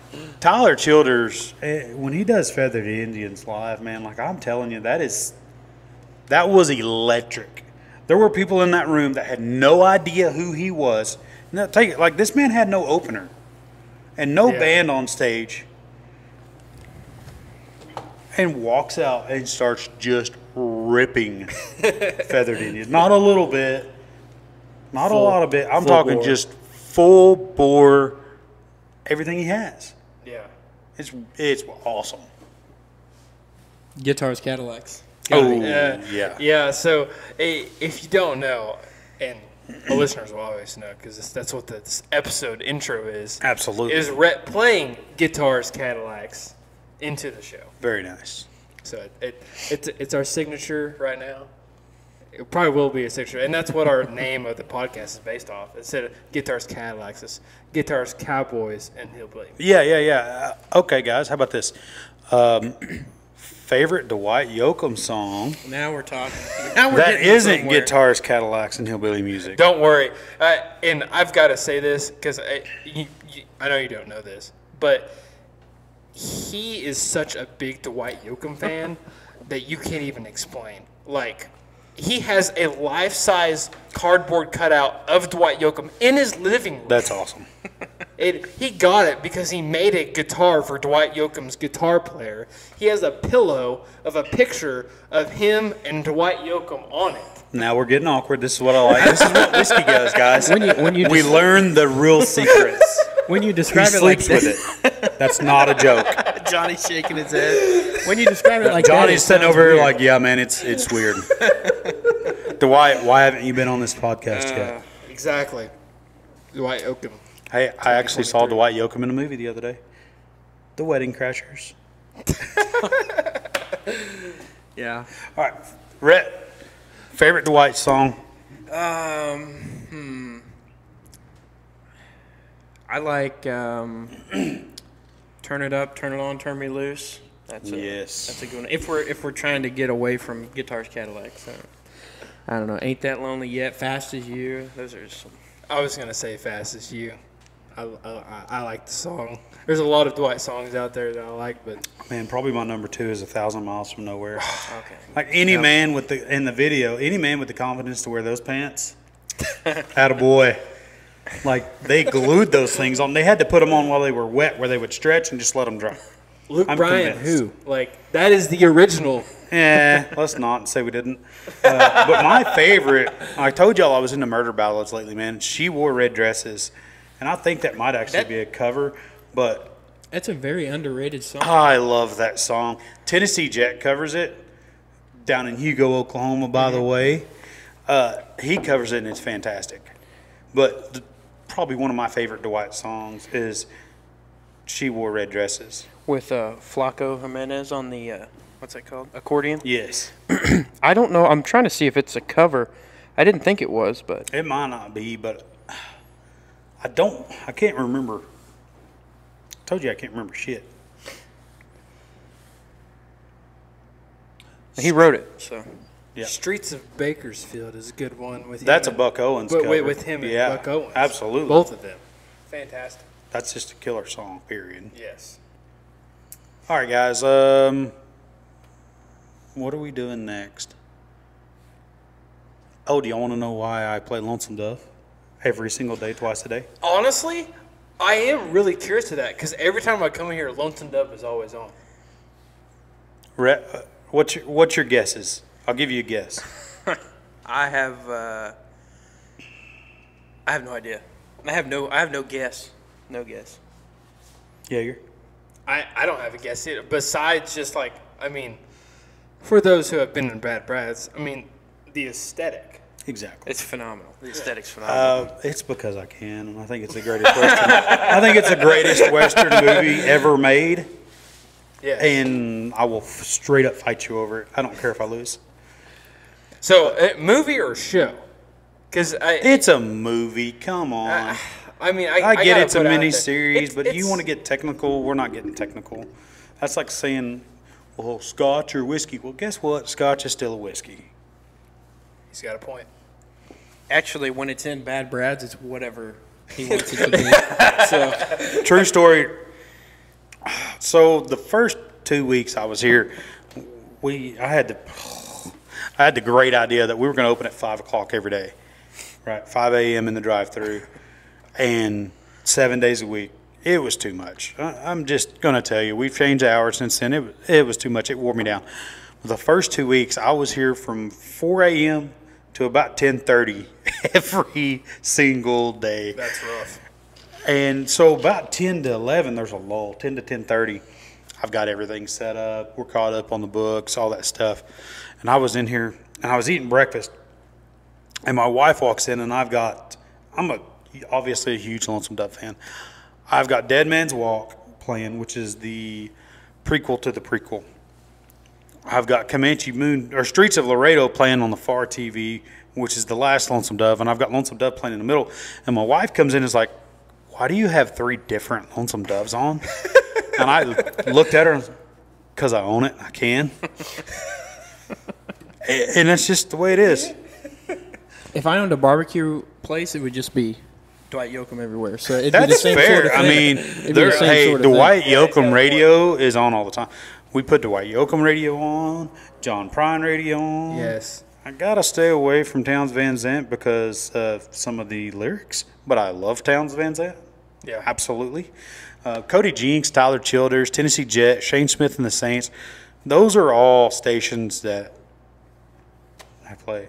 Every time I come in here, I'm so happy because of just the music you play. Because it's the music I listen to. Like you go anywhere else, like it's not like what I'm listening to. It's not gonna be Red Dirt. It's gonna be something on the radio. Exactly. In here, you hear what you want to hear. I don't listen to the radio. I couldn't tell you a song that has came out in the last 2 years. Honestly, At least. same. Besides maybe I don't know Chris Stapleton. Also, just a little stab at the competitor here. The last time I was in Joe's eating, I looked up at the TV, and this was after Spencer had said, like, hey, I'm leaving. I look up at I'm sitting back, and I look up at the TV, and they've got an advertisement up there for the shirt that they did with Spencer Sanders, and it just says loyal and true over the top. That didn't age well. No. It was literally like a week later that he left. It's hilarious. I had to make sure the check cleared. To start out, I have absolutely nothing against Spencer Sanders, but I was talking to somebody who knows what he's talking about. I'm like, this was 3 days ago, and I think Spencer Sanders is a pretty damn good quarterback, and I think he didn't have a lot of help on the offensive line, and read into that whatever, but he reminds me of Dak Prescott. When he's great, he's great, and when he's not, Lord help everyone. I'm a Cowboys fan. Vernon Oh, makes me a too. really Okay, good point. okay. Like, listen, Yeah, man, I mean, I know the viewers cannot see this. we're watching the Cowboys game, The and Cowboys Lonesome game Dove. is right in front of us. It is Directly over Sunday there. night right now, Lonesome Dove's still on the middle TV, and the Cowboys game is on. and they're down 9-6 at halftime right now. Just to point This out, is why we drink whiskey. apparently I didn't watch it, but I'm gonna assume their kicker missed another extra point. He did. Oh I my saw it. God. That He did. poor man. Oh my God, He did. I normally don't feel bad for people that make that much money, but I truly feel for that gentleman. Truly. The only person I think he can compare to is probably the Alabama kicker that would miss all those kickers, all those kicks. No. then? And do you know why? Why is that? Alabama still won no matter what. Yeah, he's got. Well, no, he missed that. He missed the kick versus Auburn that they had the kick six. One kick. I think he missed more Alabama than knew that. he wasn't making that. That was their fault. Yeah. Nick Saban, he knew. For Good sure. point. No, I'll tell you what I got to watch as a kid that y'all didn't. I got to watch the Atlanta Braves win the World Series the same year Dallas won back-to-back Super Bowls. It was the greatest moment of my childhood. I'm not going to lie. I had the old school big puffy Dallas jacket with the big star on the back from the 90s. 90s kids, you remember those. The zipper didn't work from like day 3. It didn't. Like they were junk. But I loved it. Wore it everywhere. I wore it for like 4 years. Even I like just hold it together and be cold. I didn't care. What was that, around like 95? 96. I think they won 95 and 96, Okay. right? And then Atlanta won in Jimmy 96. Johnson. Something like that. Head coach. Yes, that. absolutely. Absolutely. We got a picture of him right over there. I've got a picture of Les Miles when he was a coach. I know that's going to make a lot of people angry, but So, just curious. What do you think the biggest problem plaguing Dallas's franchise is right now? Jerry Jones. Dun, dun, dun. That's what I thought I would hear. Yeah. And That's what most people think. Jerry is in one of the most unique positions in when he could do what the he wants. I was about to say, I think you're in a very, how you talk about like, well, it's my place, I can do what I want. I think that's how he probably looks at it too. That's a good point. Except for he has exceedingly more money, and he actually gets to say that and mean it. I still have to answer to people. I do what I want for the most part, but I still have answers. I still have bills I have to pay, and I have to read the room, and I have to read the town and read the customers and say, okay, what's going to work? And I get to do little things. I get to play Lonesome Dove every day. Favorite scene coming up right now. It is not a crime to whack a surly bartender. Still believe that. You come in here and try it though. I'm clapping back, guys. It is what it is. That's great. What's the story with all the mounts? Man, cool story. A gentleman named Jeff Thrasher on most of these was a guide. And from the stories I've been told, and this may be true, this may be not, he donated these 20, 25 years ago. It's really cool. So Bad Brad's originally, they opened brick and mortar in 94. So in 2024, next year, we will be 30. How cool is that? That's fantastic. Right? What day? I have no idea, and neither. If you ever go through opening a restaurant, you'll never know. I can't tell you the day we opened over here, man. It was in November. That's all I know. We're gonna say January 1st, 2024. September seems to be the thing for some reason. Could be. But I'm gonna start selling T-shirts for it January 1st because your boys got bills still. Exactly. But I actually I've got a javelina over here next to a bear and an aoudad, and the javelina, the gentleman that shot it, has actually came into the new restaurant here, and was just so ecstatic about having it. His wife called and said, "Hey, when we were, in the middle of the move and it just opened up, he said, if y'all aren't going to use that javelina, we would like it back." Because she remembered it was still here. And I was like, "No, ma'am, we're taking all of that stuff and we're using it. We're taking that history with us. We're bringing it here. We are still the same old bad brags. We have a new location. We're getting to add some new cool stuff." Yeah. I'm just curious. Do you have what those bucks up there score? Do you know? This day and age, about $20,000 a piece. No, I really don't, man. They're huge. Those two muleys, the muley here and the muley there, and the two whitetail on the outside, are once in a generation deer. They're definitely huge. The one as we're looking right and up. Yeah, the muley one in on the middle. Left. Oh yeah. What with the whitetail on the left? He's got to go 200. Oh my gosh! Like people ask me if I shot all these mounts, and I'm like, I own a restaurant, sir. I can't afford that. I shot the bobcat in the back because he came down the wrong deer trail one time. That's it. It's one of the widest deer I've seen. Yeah, it's perfect. It's a beautiful mount. You can't top the bear, though. Oh no, The bear is just... You can't. I don't know if you. His name is Gus, and his name has actually been Gus. Over on the east side, before we played Lonesome Dove every day, one of my waitresses back in the day, might have been Katrina, I can't remember. She named him Gus, and he had a sign there for a long time saying, "Hello, my name is Gus."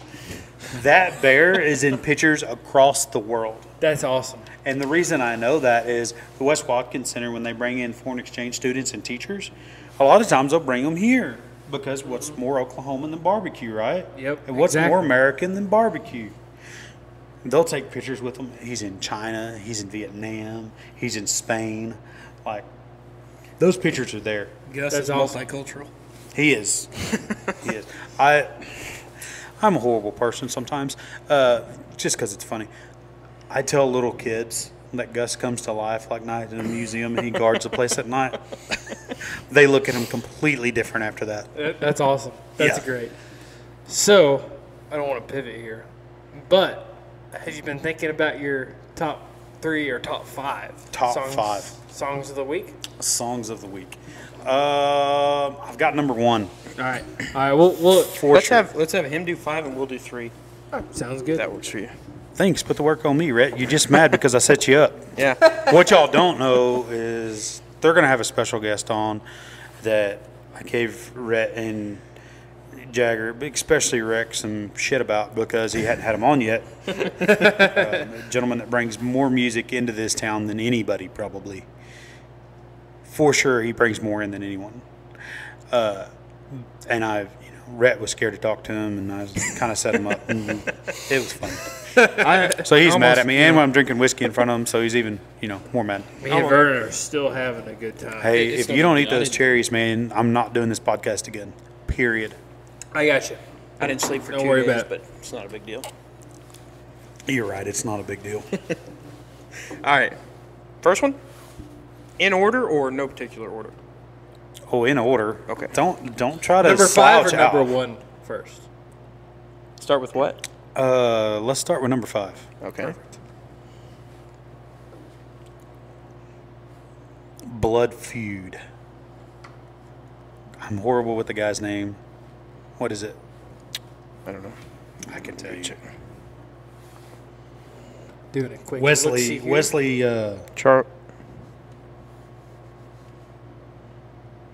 Charles Wesley Goodwin. Yes, Charles Wesley Goodwin. Godwin. Sorry. And he duets with Zach Bryan on Jamie, the Summertime Blues Yes. Yes. Number 4. Because exciting news this week, guys. I got to adopt one of my foster daughters. I foster 2 children right now, and I got to fantastic. adopt one of them, and it's so amazing. So, but the older foster, we won't talk names and all that stuff because it doesn't matter, and you're not supposed to. She loves John Prine, Spanish Pipe Dream.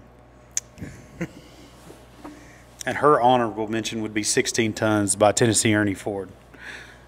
How cool is it to have an 8-year-old that loves that? That's awesome. Right? That's fantastic. Have you heard the album that is it's the John Prine tribute album? That's got Yeah, it's good. Sturgill on it, and I love the Sturgill version of Paradise. Absolutely. Oh, it's so good. There's a John Prine song.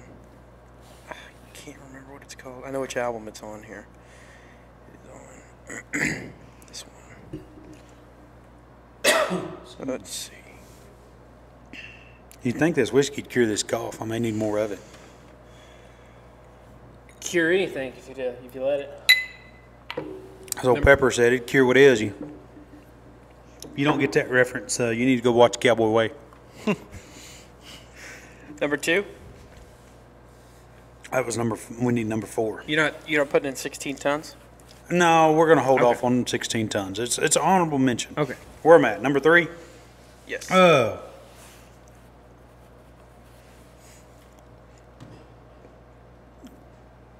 Dublin Blues, Guy Clark.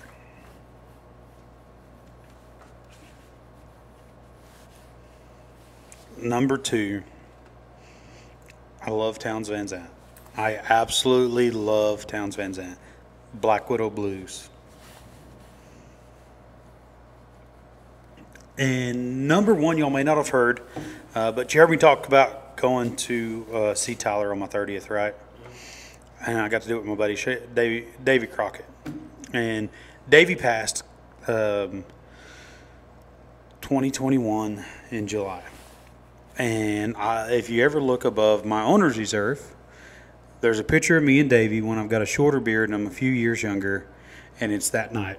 We'd had about a half a bottle of rare breed by that time the picture was taken. And we went and drank Jameson all night because they had Jameson and Maker's, and I hate Maker's Mark. Just the original Maker's Mark. Everything above that, Maker's 46 and up, is fantastic whiskey. But it's Oklahoma Gypsy Shuffler by Adam Carroll. That is one of my favorite songs, and it's because of all the memories that Davey and I had together. Sometimes those are the best. Sometimes those are the best songs, the ones that you can make a Definitely. connection to. Yeah, absolutely. Let's see. Oh, I got to ask you this too. Sorry Dwight didn't make it in there on that one. We'll let it slide this week. Honorable mention, though, is Kate McCannon because probably my favorite culture song. Real quick, I'm sorry, Rhett. Have you heard the YouTube when he's in the brewery? Brewery sessions are the best. Oh my gosh! You know he that won't is- sing like that anymore. He's done interviews to say it just strained his vocal cords so freaking much that he won't do it. It is so good. It is. Oh, you want to know Oh what? my gosh! It's the best version of Kate McCann. This is going to piss some people off, and if you don't like it, I don't care. I hate Tyler Childers' "Take My Hounds to Heaven," the new one. Go listen to that on YouTube from 4 or 5 years ago, 6 years ago. It's an amazing song. I need to go listen to that one. Oh yeah, absolutely. He did some dive bar and killed "Take My Hounds to Heaven" back when he was still drinking, and he quit. And I don't know if that's what caused it or what, but man, I do not like the new version. I love Tyler Childers too. Yeah. It broke my heart. I do too. I the whole album, I've warmed up to it a little bit for a couple of the versions because there's 3 versions on the album.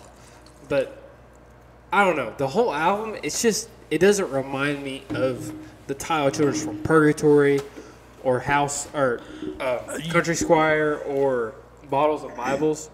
It doesn't remind me of that Tyler that I want to hear. Yeah, and that's the deal. Is there's a lot of artists I think go through that. Mm-hmm. They go into doing things that maybe they want to do more, but it's not them that we know. Yeah. And it's kind of selfish of us to expect them to stay the same the whole time. But I love Tyler from 4 or 5 years ago, 3 years ago, when he was like, listen to "Take My Hounds from Heaven" or "Take My Hounds to Heaven" on YouTube, and it's some dive bar session, and it's gorgeous. Yes. It is phenomenal. I can only assume because I've heard all of his YouTube stuff from Red Barn that Yes. he didn't put on the album. Yes. Harlan Road, one of the best songs he has that he's never released. Yes. And what's the other one? Oh, there's another one that he hasn't released. I cannot think of it right now. I can't think of it right now. But I guess that's a whiskey. I cannot think of the. You'll have that on them big jobs. I can't think of it right now. But he has so many songs that are my favorite that are on YouTube or from the Yeah. Barn sessions. And there's some sneaky YouTube stuff out there, man. That's just like, Yeah. go ahead, and then I have a question for all of you. I have a statement that is going to shock you, probably, for me. All right. Well, we'll go ahead and continue with the Playlist. The playlist. Yes, go ahead. Is it my turn? Yeah. You can do 5. I just thought since we don't have your stuff, that it might be easier if you just did 3. It's up to you. Probably, yeah. Number 3, I heard it today. I don't know why. A lot of people underrate this song. I think it's a good song.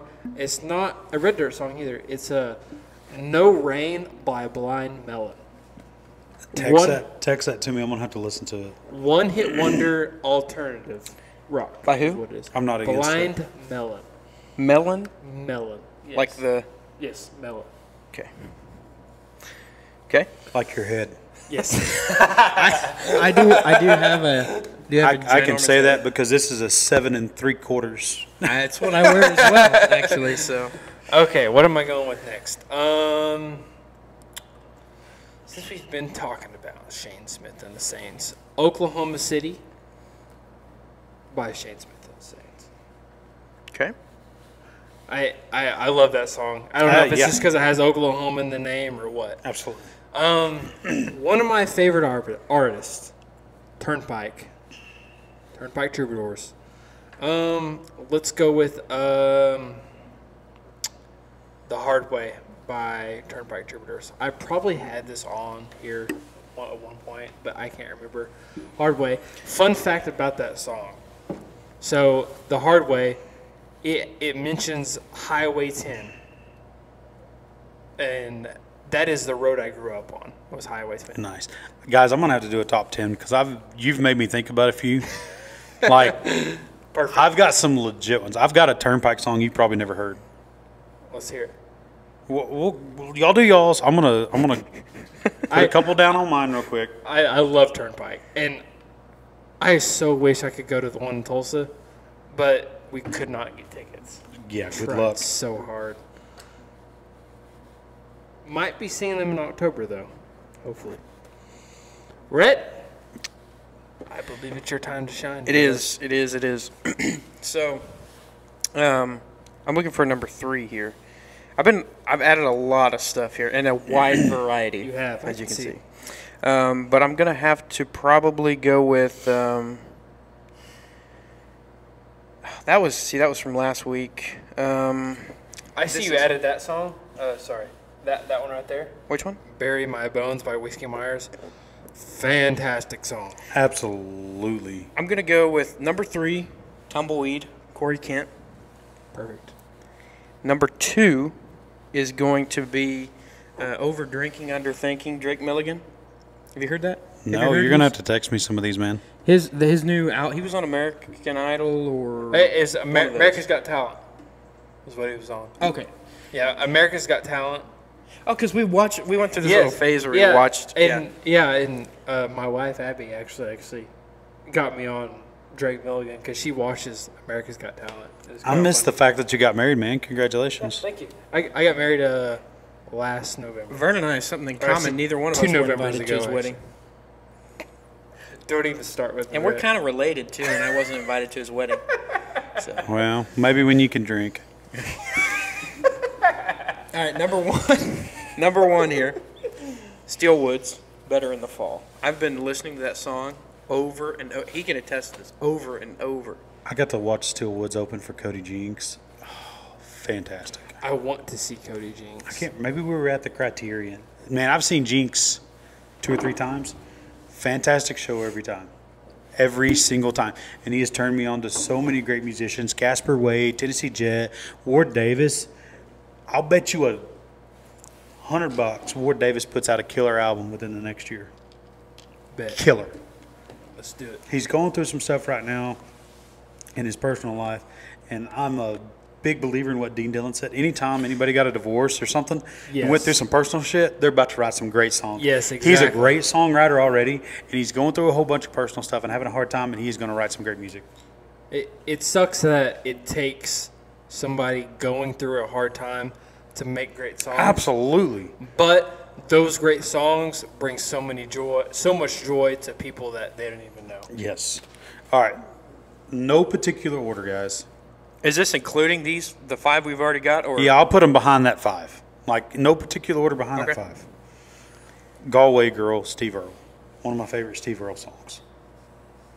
Ryan Bingham covers it. Speaking of YouTube, freaking killer. Do you want to know somebody who just covered it? Who?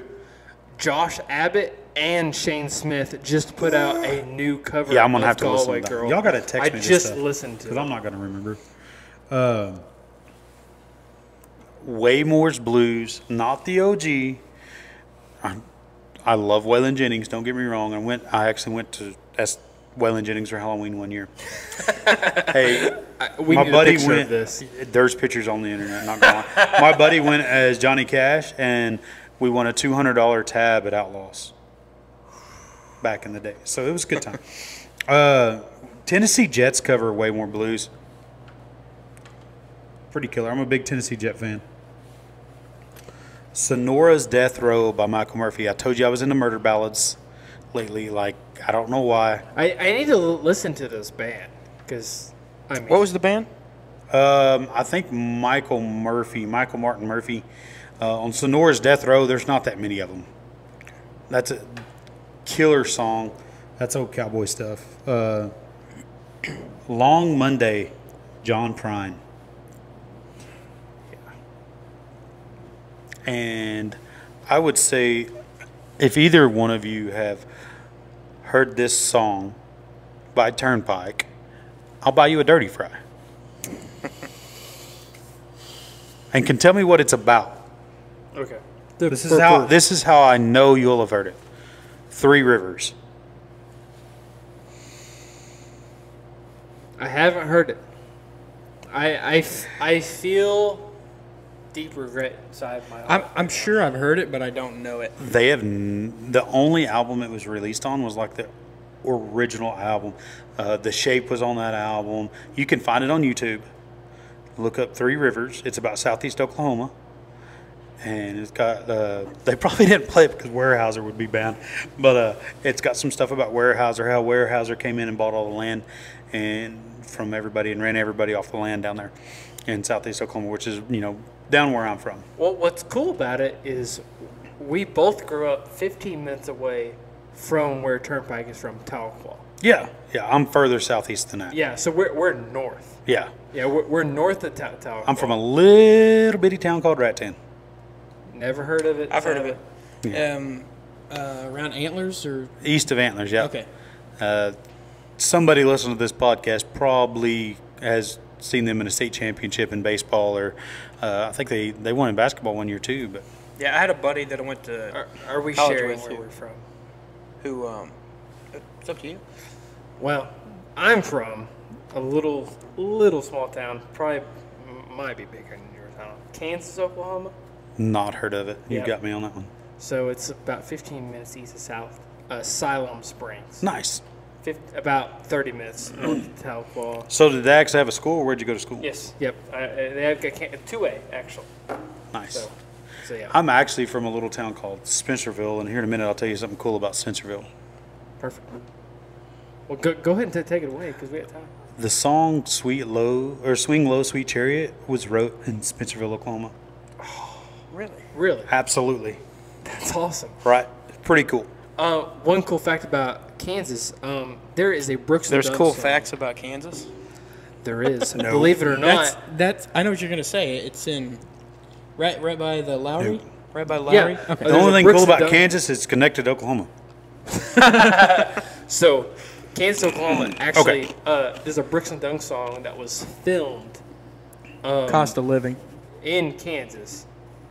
Which one? Cost of living. Yeah. Was it Costa? Okay. There's a scene where they're I'm on a these, huge Brooks and Dunn fan. these too. old gas pumps, and it's right there. Yeah, Nice. it's pretty neat. Shoot, yeah. Yeah. Are you into sports at all? Like, I'm gonna go out on a wild limb here, and I'm gonna say you don't play golf. You are correct. Okay. I drink golf and play whiskey. Oh, you do play golf.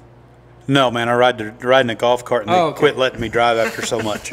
That's it. I got you. That's exactly what happened last time I golfed. And everybody's gonna come on here or look at this and say, "Oh man, he's a drunk. He drinks all the time." I have probably 2 drinks a week now. But when I was He's a business owner, guys. you Give don't him a have break. time for it, and you can't afford to be hung over, guys. After you turn 30, the hangover is completely different. Like after this drink, I probably won't have one next week. But no, and I've played some cool golf courses. I've got to play the Bluffs down in Louisiana, which is a fantastic golf course. Not gonna lie, but I'm no good at it. I like riding around the golf cart, but I would rather be riding horses or something like that, or hunting. I like hunting. Yeah. Have you played Carson Creek? No. I just wanted to ask because you're a Stillwater business owner. I need to go eat over there though. They've the guys that own Boba Fusion do some lunches over there, and I need to smash that because I love me some Boba Fusion, and they shut down. Well, when you get the hookup with Carson Creek, just It's not impossible. There's some interesting people that come in and drink whiskey here, so or wine. One of my favorite customers is John Smith. If you ever have Mike Gundy in here, and I know It's you happened probably multiple do. times. Don't let us know because me and Rhett will come in here and flock you because I as our won't. listeners know, So lock the door. lock the door. here's my Wait for deal us with to get that. here. Mike Gundy's been in here several times. He's been in the old location several times. He comes through the drive-thru. I've been in his house, which is phenomenal.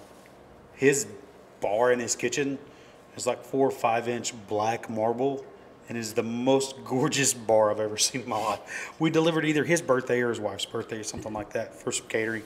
We do a lot of catering. Obviously, But Mike I leave Gundy him alone when he's in here, man. He's not. If we've had some cool people in here, like we've got pictures in here down the hall of Brandon Whedon. We get Casey Dunn in here. Coach Dickey comes in a lot. There's a lot of the strength and conditioning guys that come in. Glass comes in. There's Joe Bob comes through the drive-thru a lot. I try to leave those guys alone. If they want to come have a conversation, I have a conversation with them. Like John Smith will come in and he'll have a glass of wine and some barbecue. And, some nights he wants to be left alone. Some nights he wants to have a conversation. And, man, I try to just treat him like every other customer, make sure we're doing a good job. And I feel, especially Gundy, I feel like he probably gets hassled everywhere. Like he's never going to be in here on a Friday or Saturday. He's going to be in here on like a Monday or Tuesday where it's a little slower. And I feel like he's just trying to enjoy time with his family. And I know that if I was out trying to enjoy time with my family, don't bother me. Leave me alone. Yep, exactly. It doesn't happen often. Yeah. So I kind of try to be respectful of that and just be like, hey, let me know if y'all need anything, guys. I don't know if you've ever had this opportunity, but you know what would be cool for Bad Brads to do? Is instead of having rib crib, which, I mean, let's be honest. Yes, Bad Brads Jagger, this is a phenomenal idea. I know where you're going with this. exponentially better than rib crib barbecue. Well, yeah. Host the Mike Gundy radio show. You pay for it. I'll host it. Not host the radio show. Yeah, y'all- The Mike Gundy weekly podcast Yeah, episode. y'all pay for it. I'll do it. Yeah, I didn't know what the bill was at. I don't either, was. but I guarantee you it's more than what I spend in advertising. Yeah, probably. For sure. Plug for Guitars Cowboys. Hey, I'll Guitars just Cowboys Hillbilly Music if I Podcast. hit the lottery, guys, we'll just let y'all host it. Perfect. Brett what? can't do it until he can come on and drink whiskey, though. You better go buy a Mega Millions ticket because I think that's over $1 billion right now. So we can come host the Mike Gundy podcast. We'll do it if I ever hit the lottery. I've been saying since the first episode, we're going to get Mike on. It's going to happen eventually. No matter how I'm going to get it done somehow. It might be very difficult. It might be very difficult task, but Yeah. Yeah. but I'm going to do it. I'm going to do it. I would like to see it. I'll be a guest speaker. I'll just accidentally show up. I would love to sit down and drink whiskey and talk to him. Like, I think it would be hilarious. I wonder if he's a whiskey drinker. I don't know. I bet he drinks vodka. Nothing wrong with that. I bet he'll have some whiskeys, though. I bet he will. When in Rome. If it's off season, Mike's got to be letting loose a little bit. He's got to decompress about how many transfers they've had going out of here. Sorry, I didn't mean to misstep there. Okay, speaking of that. Here we go. Y'all want to get serious and shit while I've been drinking whiskey? Okay. They have freaking cleaned up in the portal, guys. Y'all want to see how much that offense is going to change this year? People can say whatever they want. Oh, you need to fire him and fire him and fire this guy. Have y'all seen how many tight ends they brought in? True freaking tight ends. That offensive scheme is going to change. You're not going to want to play with them. Those boys are big, and they're going to block. And when they run into you, there's a lot of them, and they ain't 5'7" and 5'8" no more. They're 6'3" and 230 coming at you full speed. So we're looking at transfers. Look at the kid that the younger kid they recruited out of Stillwater. This may be a little out of date. I think this is. He's built like a full-grown man. I don't want to get hit by him. They brought in like 3 or 4 tight ends transfers, and then brought in this kid from Stillwater that's really good from everything I've heard from him. And like I said, I'm crap with name guys, but I think you're going to see some different schemes, which I think everybody will say, yay, finally. Yeah. And, you know, those guys come in here, and I love them to death. I've not met one of them that's not good people. One of my favorite people in the world is Coach Dickey. Him and his family are gold. They are the salt of the earth, best people I've ever met. His wife is amazing.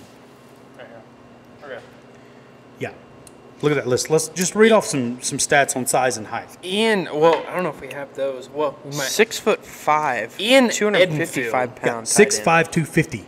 Pennsylvania Western University. Just read off their height and weight. 6'5", 235. Big boy. Yeah. Josiah Johnson. Let's scroll through here. This probably isn't up to date. By the way, those cherries taste like candy. Oh, yeah, they're amazing. Oh, man. Here's so a question. Good. Here's a question for you, for both of you. Let's go. Who do you think who's going to start next year? QB. I expect Bowman to win that job. I agree. I don't think Rango will win it, but he'll be in the hat.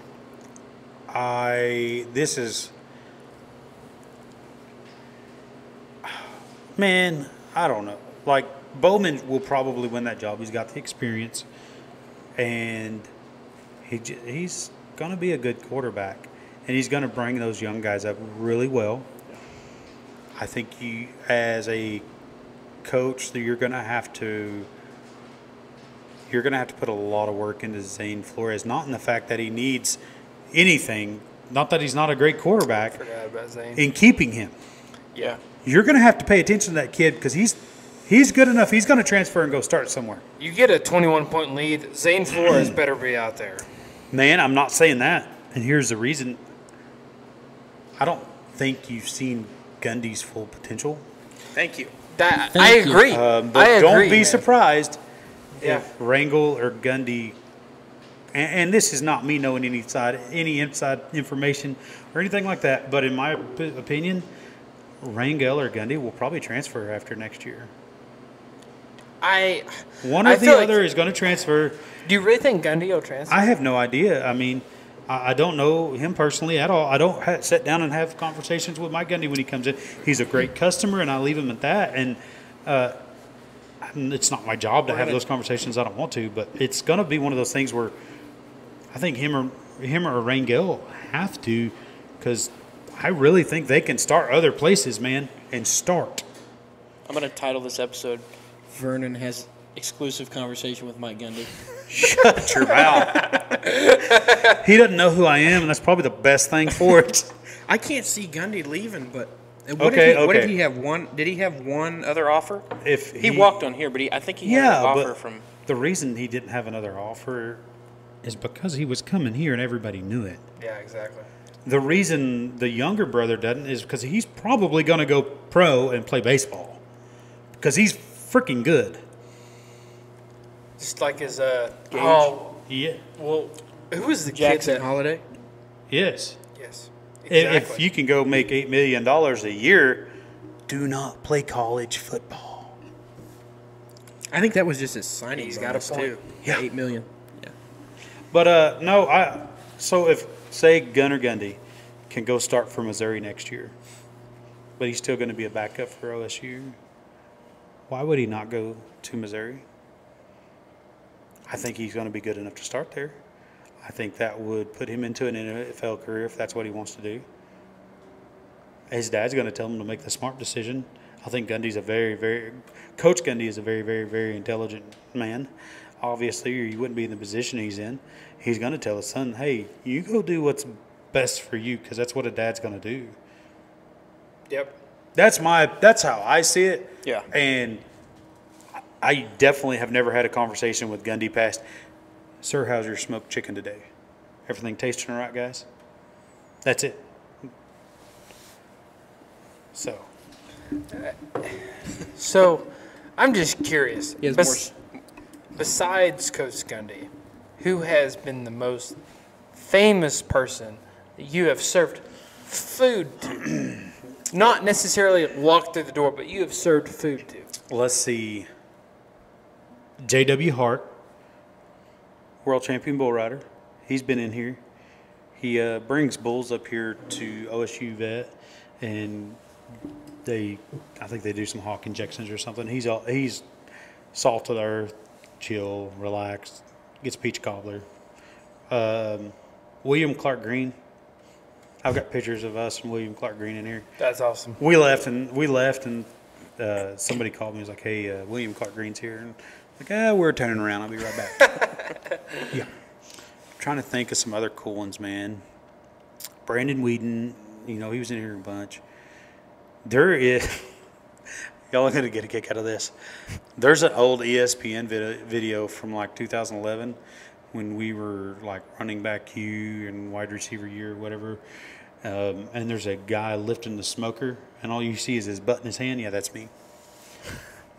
My butt's been on ESPN. Get you some. That's a flick. Here we go. You've opened a can of worms now. Should I? Yes, you should, because Please. we're playing cornhole in here at 6:30 on Monday. Exactly. And John Prine's Long Monday is already on the list. Well, he's got a point. Ran by usually yours do. truly. I am running 6:30 Mondays cornhole, but I have also been on ESPN, just like Vernon has. They just see your butt. But they did not just see my butt. They Just saw my butt. So, yeah, they didn't put my ugly mug on there. They saw my full figure on ESPN. That a boy. And actually, the ACL just posted a highlight of mine on YouTube, which is pretty cool. I'm not gonna lie. I'm a horseshoe guy. I cannot play cornhole to save my life. I watch these guys slide it in. I watch it because I'm like, this guy's got a Yeti cup. It's sponsored by Johnsonville Brats and Bush. This is the most dad thing ever. And I suck at it. Hey, if you want tips, you know where to find me. I know. I'm not going to lie. There's going to be 3 guys that have been, honestly, no, 4 guys that have been on ESPN playing cornhole in here on Monday night. Do you remember the first big tournament we held? I think it was Bedlam year before last. Yes. And a 16-year-old girl came in here and spanked everybody's ass. She's an ACL pro. That doesn't. She's an ACL pro. She's one of the best players in the nation. Absolutely. She was Isabel's so pro. killer. Yeah, she's I fantastic. remember that because some of my buddies, and they're big players. They're older. They got plenty of money. They go to these tournaments just because they can. And they're thinking this is going to be a little Bad Brad's tournament, and they're going to be waxing everybody's butt. And she walks in, thump, thump, thump, thump, puts them out first round. She's She is one of the best players I've seen. And she's good people. You know, that's Oh, a big, yeah, I'm big on definitely. being good people. Like, I don't care. I have drank whiskey. I've drank a $10 bottle of whiskey with people that couldn't afford that $10 bottle of whiskey, and I had to buy it. And I've drank whiskey with millionaires. And I don't care if you're good people, you're good people. And if you're not, you're not. It's just that. She's good people. Exactly. Her dad's awesome, too. I don't think she drank whiskey with you. Not yet. But- She's only 18.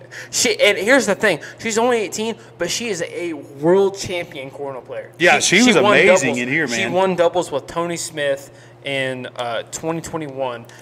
Absolutely killed it. That's what And I like about see her this every Monday weekend. night thing is you might be, paired with a slacker like me, or you might be paired with a professional. Like, it just amazed me when guys show up. They've got their own shirts. They've got their own bags. Not only that, but they've got 6 pair of $150 or $180 cornhole bags. I'm just like, and these, you could get paired up with a guy like me. You could get paired up with me and lose your money, or you could get paired up with Jager and win. Vernon, all the money. I hope you come and play with us on Monday. I'm going to be working the bar, man. Your friendly barmaid. We're going to do 350 double wells from 4 to 7 and $2 tall boys. Hey, and just to point out, Buffalo Trace, old fashioned, Absolutely. smoked whiskey. Oh, man, I forgot about the other stuff we've got going. So you can see in front of us here, we've got the Bad Brad's banquets. Mm-hmm. The banquet of beer. $2.50 for a draft for a pint. Perfect. I think I'm the cheapest in town on that. And starting in February, Yingling will be here on draft. I am on my distributor to make sure I'm the first, if not one of the first, to have Yingling Lager on draft in February. And I've got to point out, I've only seen the Yingling beer west of the Mississippi. It's in Arkansas. Yeah, it's and in Arkansas. I can't name names or anything like that, but it's been bootlegged into Stillwater a bunch. I wonder why. Maybe It's a because great it's beer. good. That's probably why. Red? Poor little Rhett.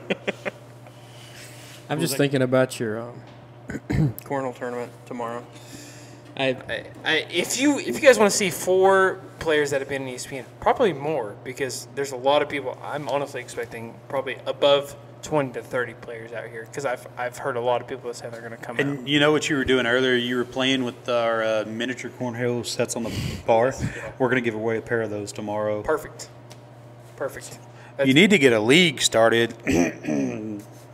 Don't get me started on that, because I believe I'm know. just waiting on you. It's not like you don't have a spot to do it. Under pressure. Called out. I don't know if I'll play cornhole, but I'll come by and eat some barbecue. Perfect. Attaboy. Perfect. Tomorrow's Monday. The special is going to be tri-tip, cornbread, and beans. So you can get jalapeno cheddar cornbread, or you can get our regular sweet cornbread, and you can get our cowboy beans or our baked beans, and I think that's going to be $10. Perfect. That's awesome. I'll be here. I can't wait to have that tomorrow. That jalapeno cheddar cornbread's killer. I bet. Still a sweet cornbread, but it's got a lot of kick to it. That's well. Thank you so much for coming Anytime, on, man. It's a pleasure talking to you. We're going to pour you just a little bit more whiskey into a toast real quick. Don't Johnny, Don't test you're me. driving. don't test me. If Jagger gives me his keys, I'm selling his car tonight. So. be on It the happens. lookout on Here's to Facebook. the sunny slopes of long ago, in the words of Augustus McCrae. Beautiful.